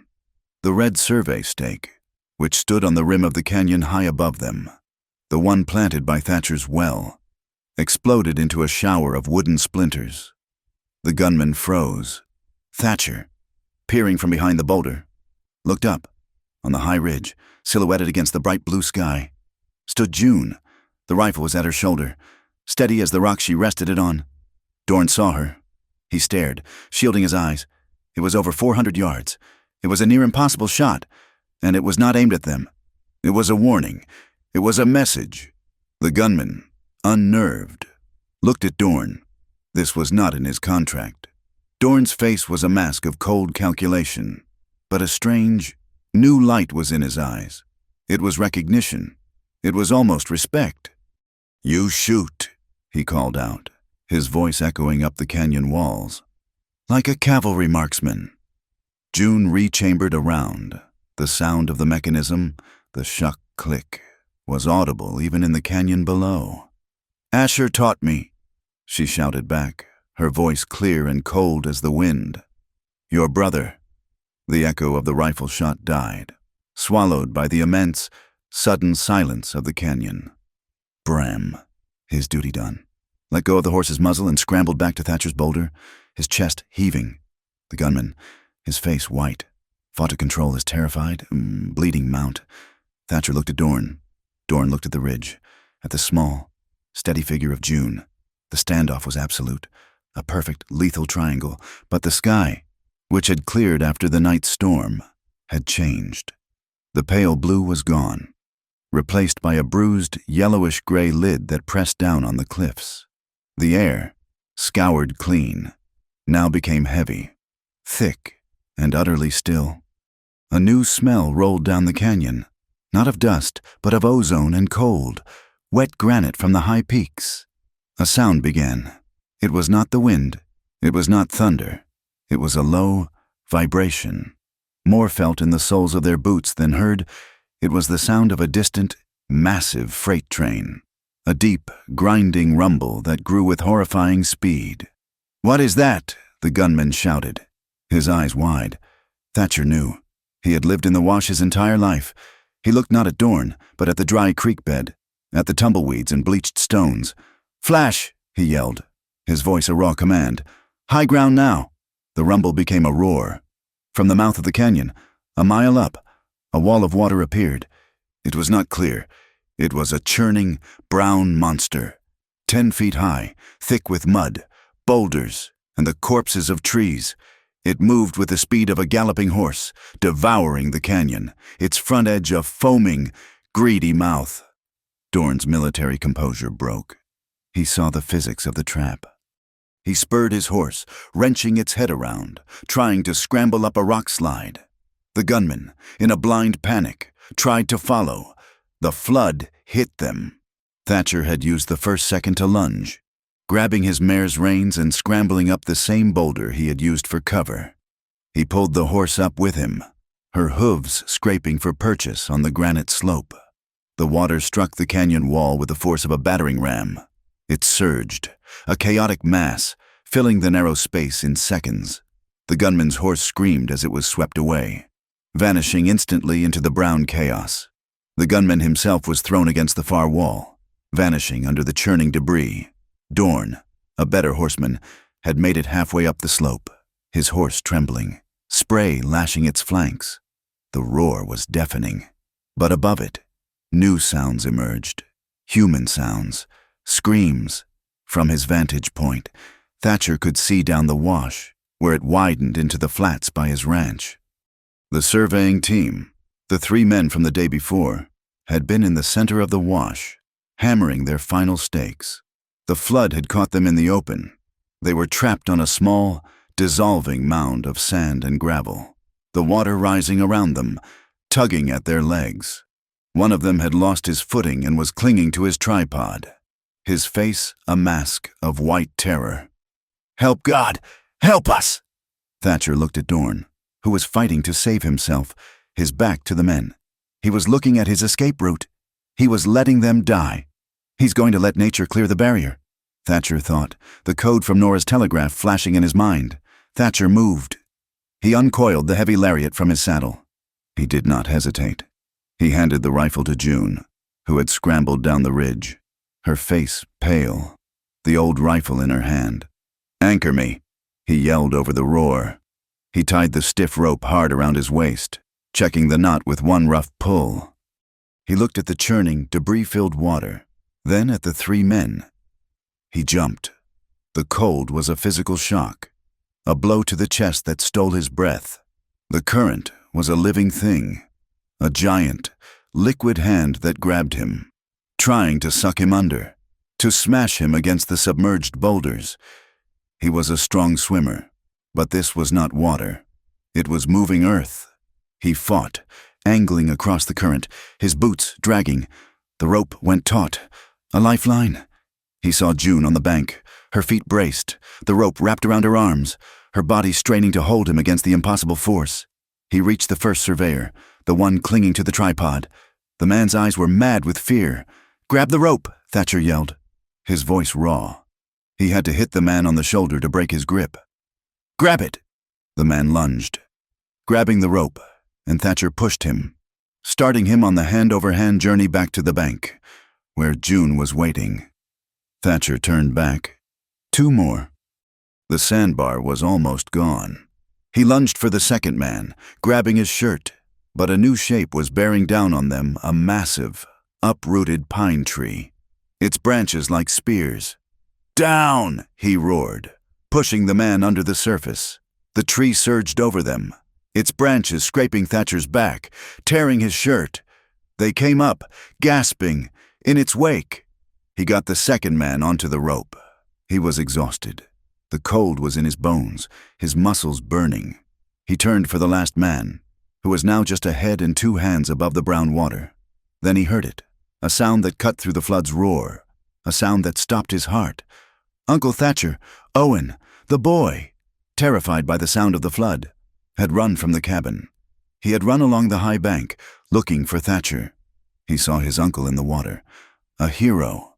He ran closer, his feet sinking into the mud. The bank, saturated and undercut by the raging water, gave way. With a soft, sickening sloop, the earth beneath his feet dissolved. He fell, sliding down the mud, clawing for a handhold. His fingers closed on the only solid thing there, the bright red survey stake. He was dangling, his small body swinging out over the flood, his hands locked in a death grip on the symbol of their ruin. Thatcher saw him.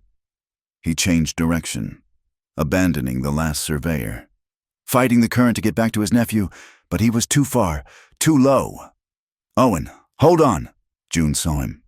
She was still anchoring the rope for the 2 men, her body shaking with the strain. She could not let go. "Owen!" she screamed. "Silas Dorn, safe on his rock slide. Saw him. He was on the same bank as the boy, 20 feet away." He was the only one who could reach him. Dorn watched. His face was a mask. To save the boy meant moving, risking his own footing, involving himself in the fate of the man who was his enemy. "Help him!" June shrieked, her voice a raw plea. Owen's small hands, slick with mud, began to slip. Dorn cursed. It was a low, vicious sound. It was not a decision, it was an instinct, a flicker of the man Asher had known, a reflex he had long buried. He lunged, moving with military speed, sliding down the mud. Grabbing the boy's wrist just as his grip failed, he pulled. Owen was not heavy, but the mud and the water's suction fought him. Dorn's boots slipped. For a moment, both of them teetered on the edge. Dorn grunted, planting his feet, and with a single, violent motion, hauled the boy up, throwing him onto the stable ground, where he lay, sobbing and covered in filth. At the same instant, another section of the bank collapsed. Deputy Kincaid, who had been standing uselessly, his jaws slack, was struck by a swirling log. He was not killed. He was knocked sideways, tumbling into the swirling, shallow water at the very edge of the flood, his head striking a rock. He lay stunned, the muddy water rising over his face. June saw it. The 2 surveyors were safe. Scrambling onto the bank, Thatcher was fighting his way toward Owen. June left the rope. She ran, sliding through the mud, and grabbed Kincaid by the collar of his shirt. He was a heavy, limp weight. She dug her heels in, her breath hissing between her teeth, and dragged him, inch by inch, out of the water's reach. He came to, sputtering, coughing up muddy water, his eyes wide with shock. June leaned over him, her face inches from his, her expression not one of sympathy, but of cold, hard fury. "Witness this, deputy," she hissed, her voice shaking. "You bear witness. We are saving your men. We are saving Pike's men. You tell them what you saw." The flood peaked. The roaring subsided, the water level dropping as fast as it had risen. It left behind a new world. The wash was unrecognizable, a wasteland of stinking mud, tangled debris, and dead animals. And the red survey stakes were gone, every last one. The flood, the act of nature Dorn had counted on, had wiped the slate clean. A new sound came, a collective gasp. The townspeople, drawn by the roar of the flood, had gathered on the high bluffs. They had been drawn by Nora Finch, who had seen the sky and known what was coming. They had seen everything. They saw Thatcher Hale, covered in mud, pulling the last surveyor to safety. They saw June Ellsworth drag the deputy from the water. They saw Silas Dorn, standing frozen, his hand still outstretched from saving Owen.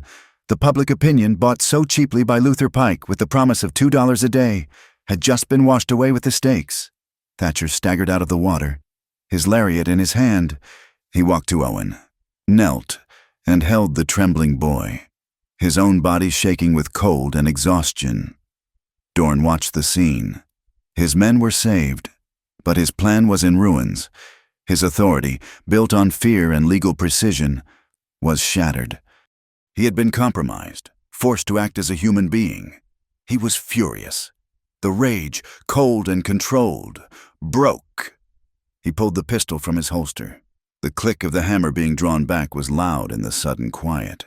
He leveled the gun at Thatcher Hale. Thatcher, still on one knee, holding his nephew, looked up. He didn't flinch. He did not reach for his own weapon. He just looked at Dorn, his gaze steady, his face a mask of mud and exhaustion. "Asher went missing," Thatcher said, his voice a low rasp, but it carried in the silence. "He went missing in a flood he was trying to stop." He held Dorn's gaze. "You are pointing that gun at me," Thatcher said, "but you are the one who is drowning." The words hung in the air. Dorn's hand, the one holding the pistol, began to shake. He looked at Thatcher. He looked at June, who was standing over Kincaid like a Valkyrie. He looked at Owen, who was staring at him, not with fear, but with a strange, childish confusion. He saw the ring of silent witnesses on the bluff. A crack, not of a gunshot, but of a man's certainty, split his composure. He had been beaten, not by force, but by a simple, muddy, indefatigable decency. With a ragged breath, Silas Dorn lowered the pistol. On the bluff, Nora Finch, who had not moved, raised her box camera. She steadied it on a rock. The magnesium flashed, a small, bright star in the gray afternoon, capturing the scene for the entire territory to see. She had her proof. The town hall was a powder keg.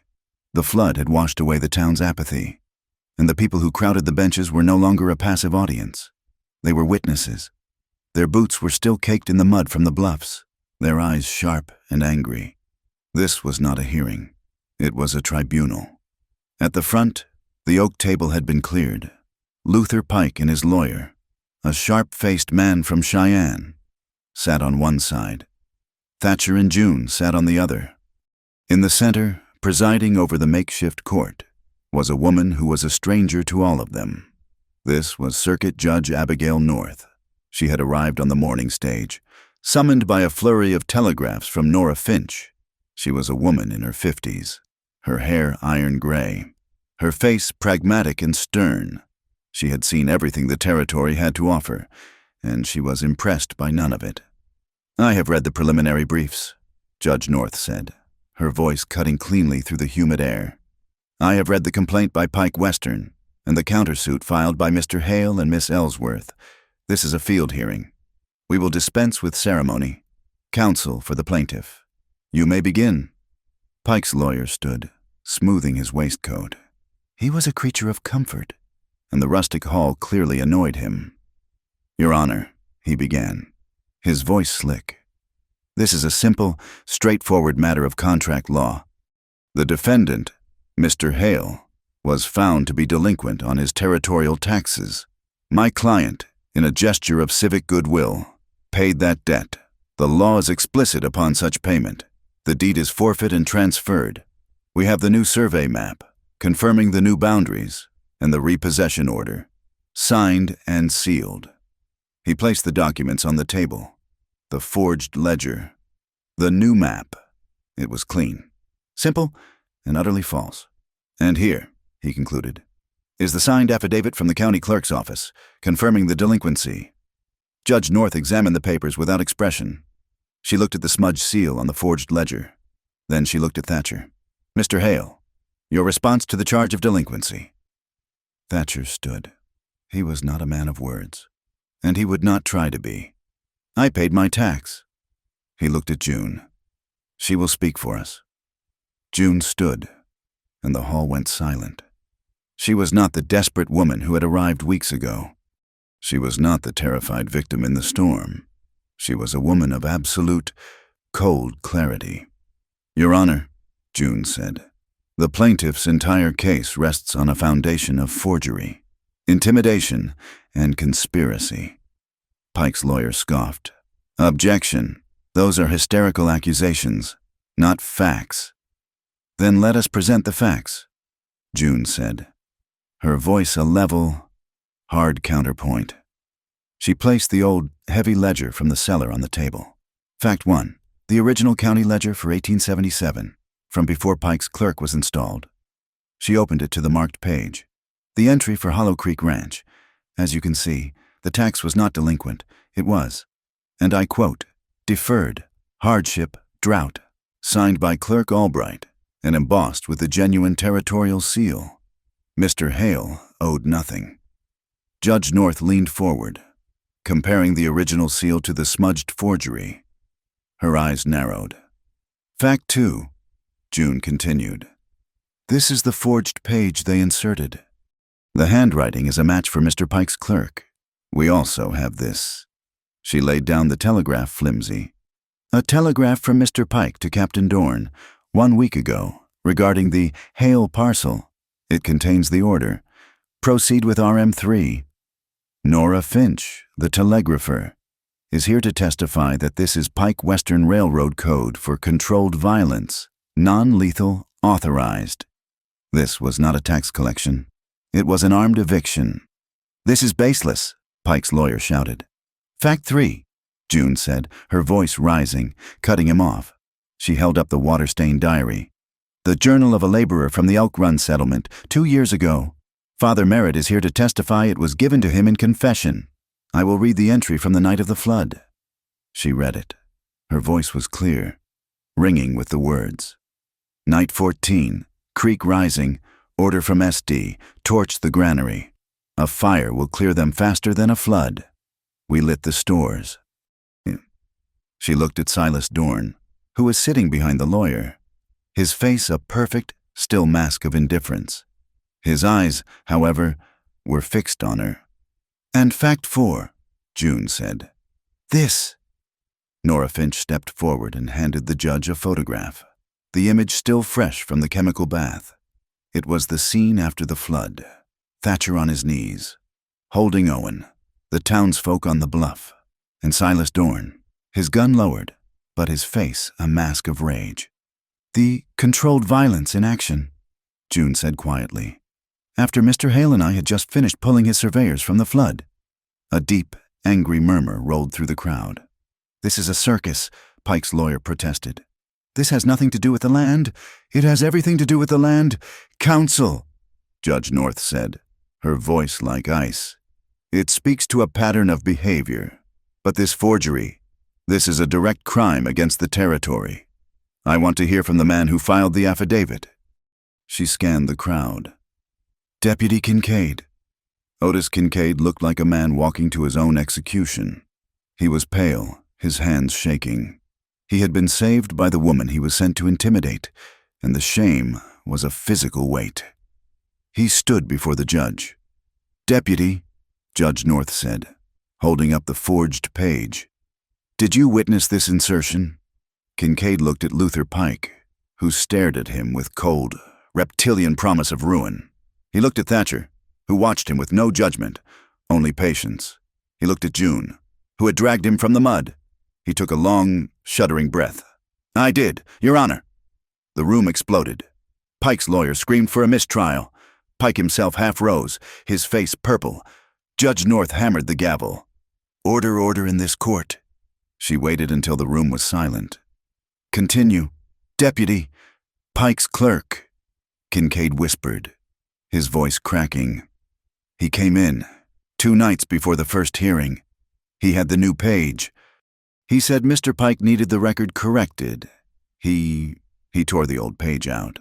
He told me I would be promoted to sheriff if I misplaced the cellar key and confirmed the new record.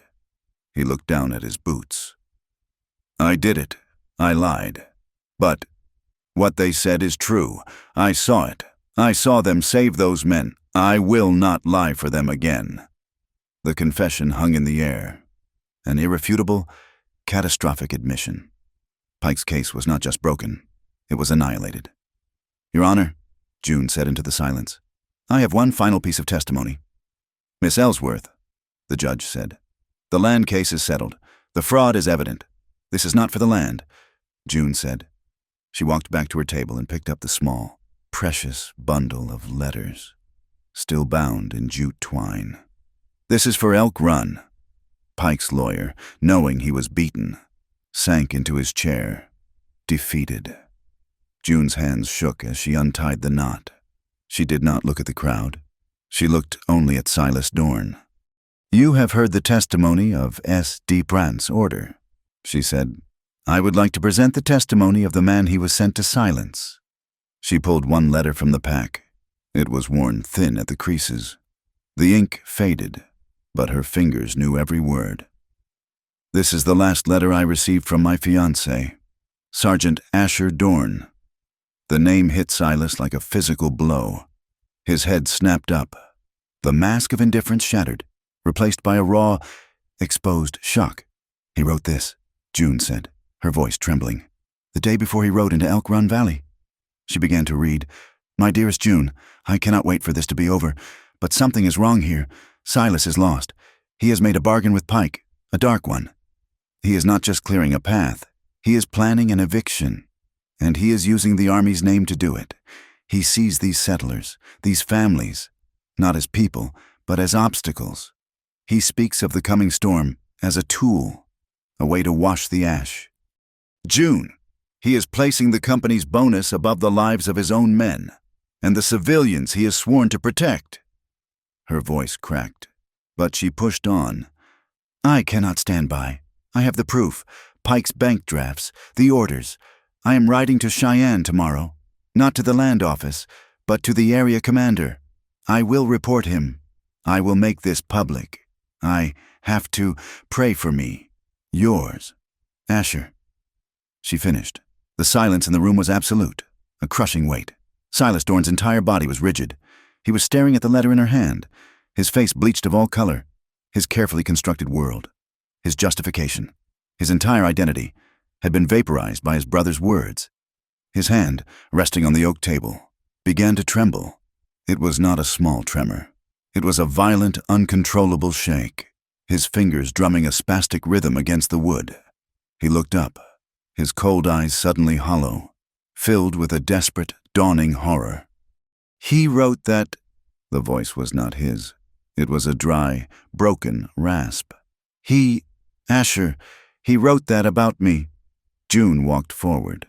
She did not flinch from his gaze. She walked past the lawyer, past Pike, until she stood directly in front of the man who had hunted her. She laid the open letter on the table, its creases stark, the faded ink a testament. He wrote that, she said, her voice clear. The day before he went missing, in your flood. Judge Abigail North stood. She looked at the letter. She looked at the white-faced Pike. She looked at the shattered Silas Dorn. The judgment of this court is immediate, she declared, her voice ringing. 1. The seizure of the Hollow Creek Ranch is denied. The forged ledger is stricken from the record. The original deferred tax record is hereby restored. The well and the land belong to Thatcher Hale. A single cheer started, but the judge raised her hand. 2. Based on the in-court confession of Deputy Kincaid and the supporting material evidence, this court finds Luther Pike and his associates in criminal conspiracy to commit territorial fraud. You will be held for trial in Cheyenne. The room began to rumble. 3, she yelled, silencing them. Based on the testimony of Maggie Crow, the diary of the Elk Run laborer, and the final letter of Sergeant Asher Dorn, this court is opening a full territorial criminal investigation into Captain Silas Dorn and Luther Pike for the matter of the Elk Run fire, the subsequent deaths of settlers, and the disappearance of a United States Army sergeant. This time, the room exploded. It was a roar, a catharsis. Men were on their feet. Benches were overturned. It was the sound of justice, long delayed. Luther Pike, his face a mask of purple fury, grabbed his briefcase. "This is an outrage. You have no jurisdiction. I will—" He began to push through the crowd toward the door. "Deputy Kincaid," Judge North commanded. "Detain that man, Kincaid." His face set with a new, hard-won resolve, moved to block the door. Two ranchers, the same men Pike had tried to buy, stepped up beside him. Their arms crossed. Pike was trapped, in the middle of the chaos. One man remained still. Silas Dorn rose slowly to his feet. He did not look at Pike. He did not look at the judge. He looked at June. He was a man hollowed out, the iron core of him finally broken. "Your Honor," he called out, his voice hoarse. The room, sensing a final act, slowly quieted. "Your Honor," he said, his trembling hand raised. "May I make a final statement?" Judge North looked at Silas Dorn. The room was so quiet. The only sound was the shuffling of Luther Pike's feet as Deputy Kincaid put a hand on his arm. The judge nodded. "The court recognizes Captain Dorn." Silas Dorn did not look at the judge. He did not look at the crowd. He looked at the faded, creased letter from his brother that lay on the table. His hand, which had been trembling, he now clenched into a fist, the knuckles white. He was a man holding himself together by a last, ragged thread of military discipline. What Sergeant Dorn wrote in that letter," he began, his voice a hoarse rasp, "was the truth. He saw me as I was. I saw him as naive, a boy playing at being a soldier, full of sentiment." He looked up, and his gaze found June. It was a look stripped bare of all artifice, all authority. It was the hollow, dead-eyed stare of a man who had just seen his own soul in a mirror and found nothing there. "Pike offered me a bonus," Dorn said, the confession pouring out of him, flat and gray. "A cost reduction incentive. He said the Elk Run settlers were a soft barrier, and that clearing them would save the company thousands, $2,000. To be exact, he said a hard, fast action was better than a slow one." He took a ragged breath. "The storm was convenient. A tool. As Asher said, I gave the order to burn the granary. I used the storm as cover. I knew settlers were trapped in the lower valley. I filed the report. I filed that the flood was a natural disaster, that it had washed out the entire settlement, including Asher's patrol, who I reported were lost attempting a rescue." He had finally said it, the lie that had festered for 2 years. He was not attempting a rescue. Dorn continued, his voice dropping. "He was attempting to stop me. He was in the valley to confront me. He died because I put $2,000 in a railroad contract ahead of him." He turned, not to the judge, but to the people of Silverwash. "Everything Miss Ellsworth has claimed is true. The intimidation, the fraud, the fire, the cover-up." He stood to his full, though diminished, height. He looked at Judge North. "Luther Pike is a criminal, but I am the one who made his crimes possible. I will sign a full confession. I will testify to everything. I have only one request." He paused, his jaw working, as if the words were stones in his throat. "I request," he said, his voice breaking, "that this court, and the military court that will follow, recognize my full culpability. I ask to accept all charges, all blame, for all of it." He looked at the letter one last time. "I want to end the blood tie, the one between me and the brother I murdered." The confession was a void, sucking all the air, all the anger, from the room. This was not a plea for mercy. It was a request for annihilation, a form of suicide, enacted by truth. June stood frozen. This was the moment she had hunted for 2 years. This was the man who had haunted her sleep, the man who had taken Asher from her. She had imagined this moment in 1,000 different ways in a courtroom, at the end of a gun, in a dark alley. She had imagined his defeat, his ruin. She had never imagined this utter, desolate self-immolation. There was no triumph in her. The victory felt like ashes in her mouth. The rage that had fueled her for so long had met its object, and the object had simply disintegrated. She was left hollow, her purpose complete, her future a terrifying Blank page. She said nothing. She just stared at the man who was no longer a monster, but just a broken, empty vessel. She felt a warmth, a solid pressure on her back. Thatcher. He had moved to stand beside her, his hand resting on the small of her back. It was not a gesture of comfort. It was an anchor. It was a statement: you are not hollow. You are not alone. I am here. June let out a breath she had not known she was holding. Her eyes, which had been dry and hard, suddenly filled with tears. But they did not fall. She did not break. She stood firm, anchored by the man beside her. She looked at Silas Dorn, who was waiting, expecting her condemnation, her rage, her final, victorious words. "The truth," June said, her voice quiet but carrying in the profound silence. "Finally, it has spoken for itself."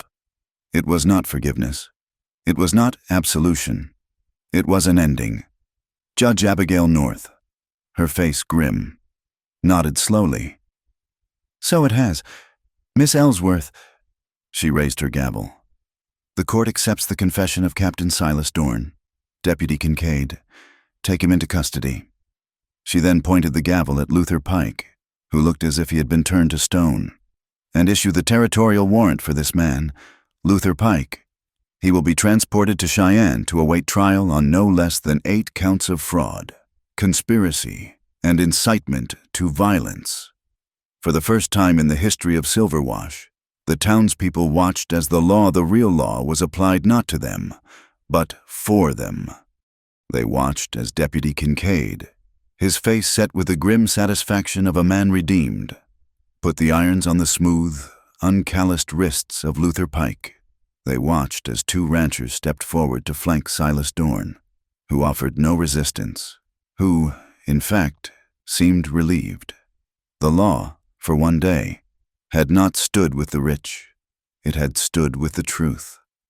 The heavy oak doors of the town hall burst open. A small, frantic figure pushed through the legs of the exiting crowd. Miss June Uncle Thatcher Owen, who had been told to wait outside, ran down the aisle. He had heard the cheering, but he did not understand the complex, heavy atmosphere in the room. He did not understand the tears in June's eyes or the grim set of Thatcher's jaw. He only understood one simple, vital thing. He slammed into June, his arms wrapping around her waist, his face buried in her skirt. "We won," he yelled, his voice high and triumphant. "I saw them. They took the bad men. Does this mean—" He looked up, his eyes bright with a desperate, childish hope. "Does this mean we still have the well?" The question, so small, so concrete, cut through the heavy fog of justice and guilt and vengeance. June's frozen expression broke. A real, true sob escaped her. She knelt, ignoring the mud on her skirt, and hugged the boy with a sudden, fierce strength. "Yes, Owen," she wept, her voice thick. "Yes, we still have the well?" It was a joy that was small and specific and as large as the entire world. From the front bench, Father Merritt rose. He walked to the center of the room, near the table where Asher's letter still lay. He removed his hat. "Let us pray," he said, his voice a dry rustle. The townspeople, ranchers, and even the judge paused, their heads bowed. "Lord," the priest began, "we thank you for the truth, which has been brought into the light this day, and we ask you to receive the soul of your servant, Asher Dorn." The name, the soldier's name, which June had cried out in the barn, a raw wound in the dark. The name that had been a ghost, a weapon, a motive. It was spoken again, in the quiet light of the hall. But this time, it was not a scream. It was not a curse. It was a release, a benediction. The name, finally, was at peace. June held Owen, and Thatcher's hand came to rest on her shoulder.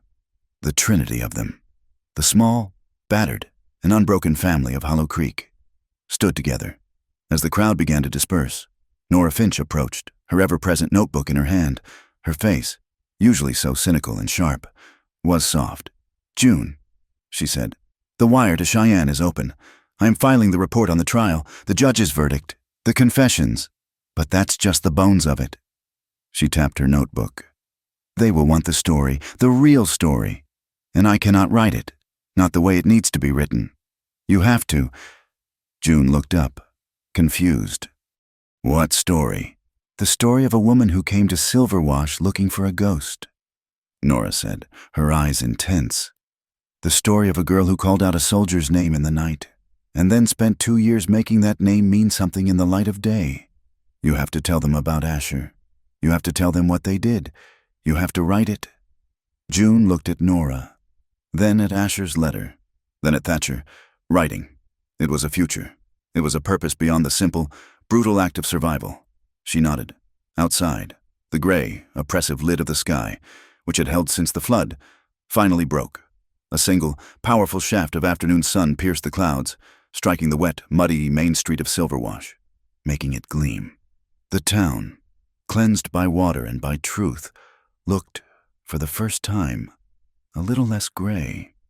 The sunset poured liquid gold through the open hayloft door, the light thick as honey, illuminating the million dancing motes of dust that had been their constant companions.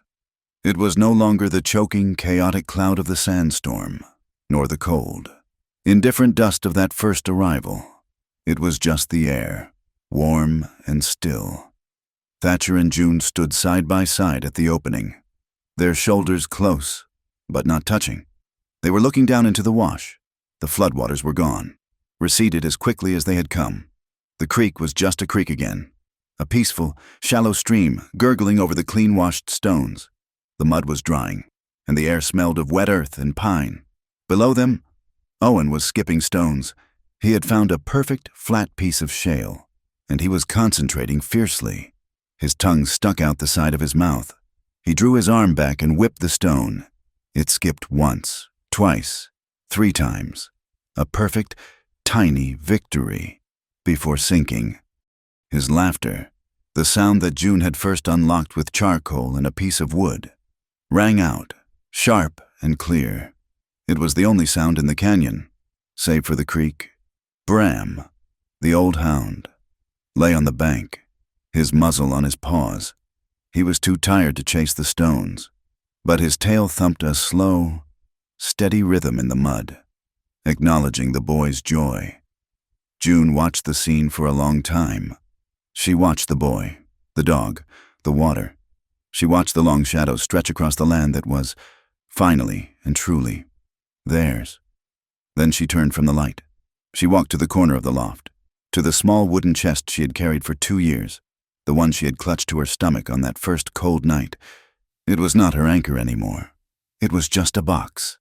She knelt and lifted the lid. The packet of Asher's letters, the one she had guarded with her life, lay inside. Her hands were steady, slowly, deliberately. She reached up to her neck and began to unwind the black wool scarf. It was the last piece of her old life. It was a uniform of mourning she had worn as faithfully as any soldier. The fabric was worn, smelling faintly of dust, lye soap, and the rain from the storm.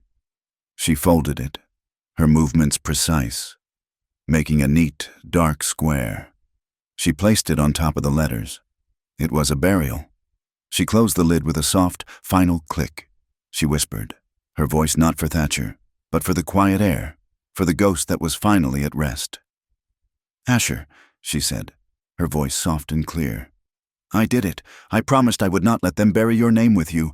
I brought it to the light. The account is settled." She took a breath, one that felt different from any she had taken in 2 years. It was clean. It was finished. "And now," she whispered, "I am choosing to stay." Thatcher had watched her, his silence a respectful presence. He was a man of the earth, of wood and stone and iron. He did not have the words for this moment. He knew no poetry. He knew only what was real, what was solid. He fumbled in the pocket of his worn denim trousers. His large, calloused hand emerged. He pulled out not a ring, not a jewel, but a small, coiled piece of bright copper wire. It was a scrap left over from Nora Finch's telegraph repairs, a piece of the line that had carried the truth to Cheyenne. He held it out. It gleamed, catching the last ray of the setting sun. "June," he said. It was all he said. She looked at the wire, her brow furrowing in confusion. Then she looked at his face, at his earnest, quiet intensity.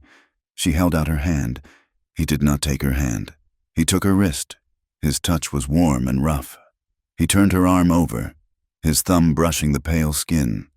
Carefully, his fingers, which were strong enough to break horses and split oak, moved with a strange, clumsy tenderness. He bent the stiff wire, shaping it, wrapping it around her wrist. He twisted the ends together, not in a loop, but in a simple, tight coil, securing it. It was a bracelet. A simple, functional, unbreakable band of copper. A connection. June stared at the crude circle on her wrist. The metal was already warming to her skin. A slow smile. A genuine, unguarded smile that lit her eyes from within, transformed her face. She let out a small, breathless laugh. "Thatcher Hale," she teased, her voice gentle. "Is this what passes for a proposal in the Wyoming Territory?" The color rose in his face, a dark flush under his beard. He looked down at their hands, his large one still holding her wrist, the copper wire gleaming between them. "I am not," he said, the words rough and difficult, "a man for naming things. I am not asking you to call this anything. I am not asking for a promise." He looked up, and his eyes, steady as the cliffs, held hers. "But I am asking," he said, his voice dropping, "if you will stay. I am asking to be the man who stands with you when the rain comes and when the sun—" He paused. "When the sun finally shines." She did not need to answer with words. She had already made her choice.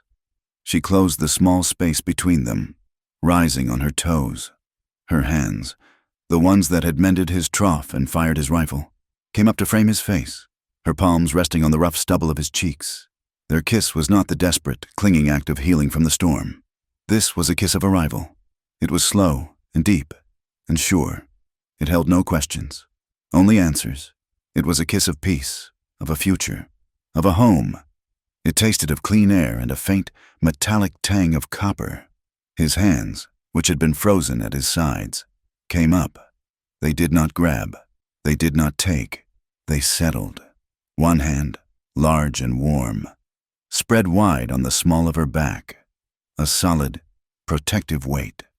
The other moved to her neck, his fingers sliding into her hair, his thumb stroking the soft skin just behind her ear. He held her, grounding her. She leaned into him, a complete and total surrender to the present. It was a silent, binding oath. They were not two broken people hiding from the world. They were two whole people, forged in fire and flood, choosing to stand together.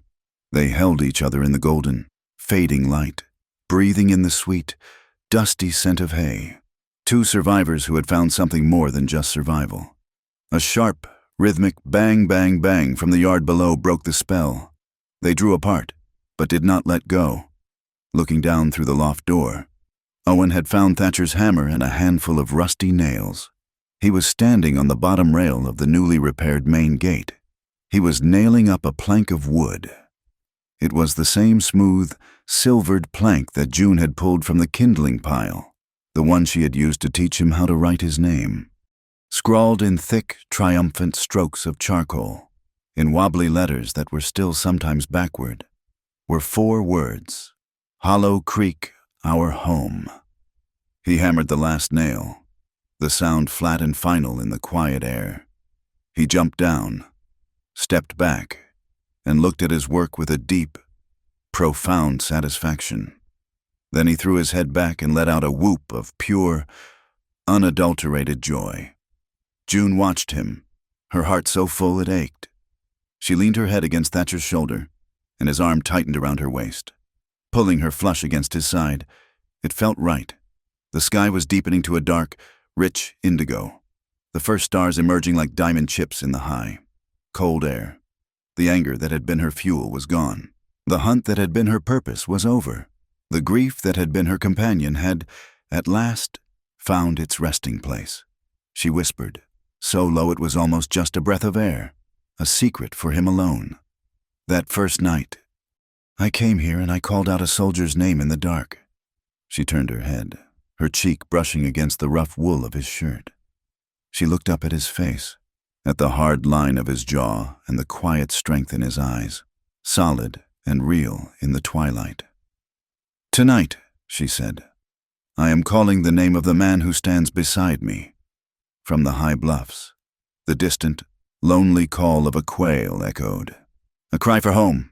In the yard, the small stone well, the heart of the ranch, glittered in the new moonlight, its water deep and still and clear. The wind, which had howled and scoured and screamed, was now just a soft whisper, brushing through the prairie grass. Silverwash was quiet.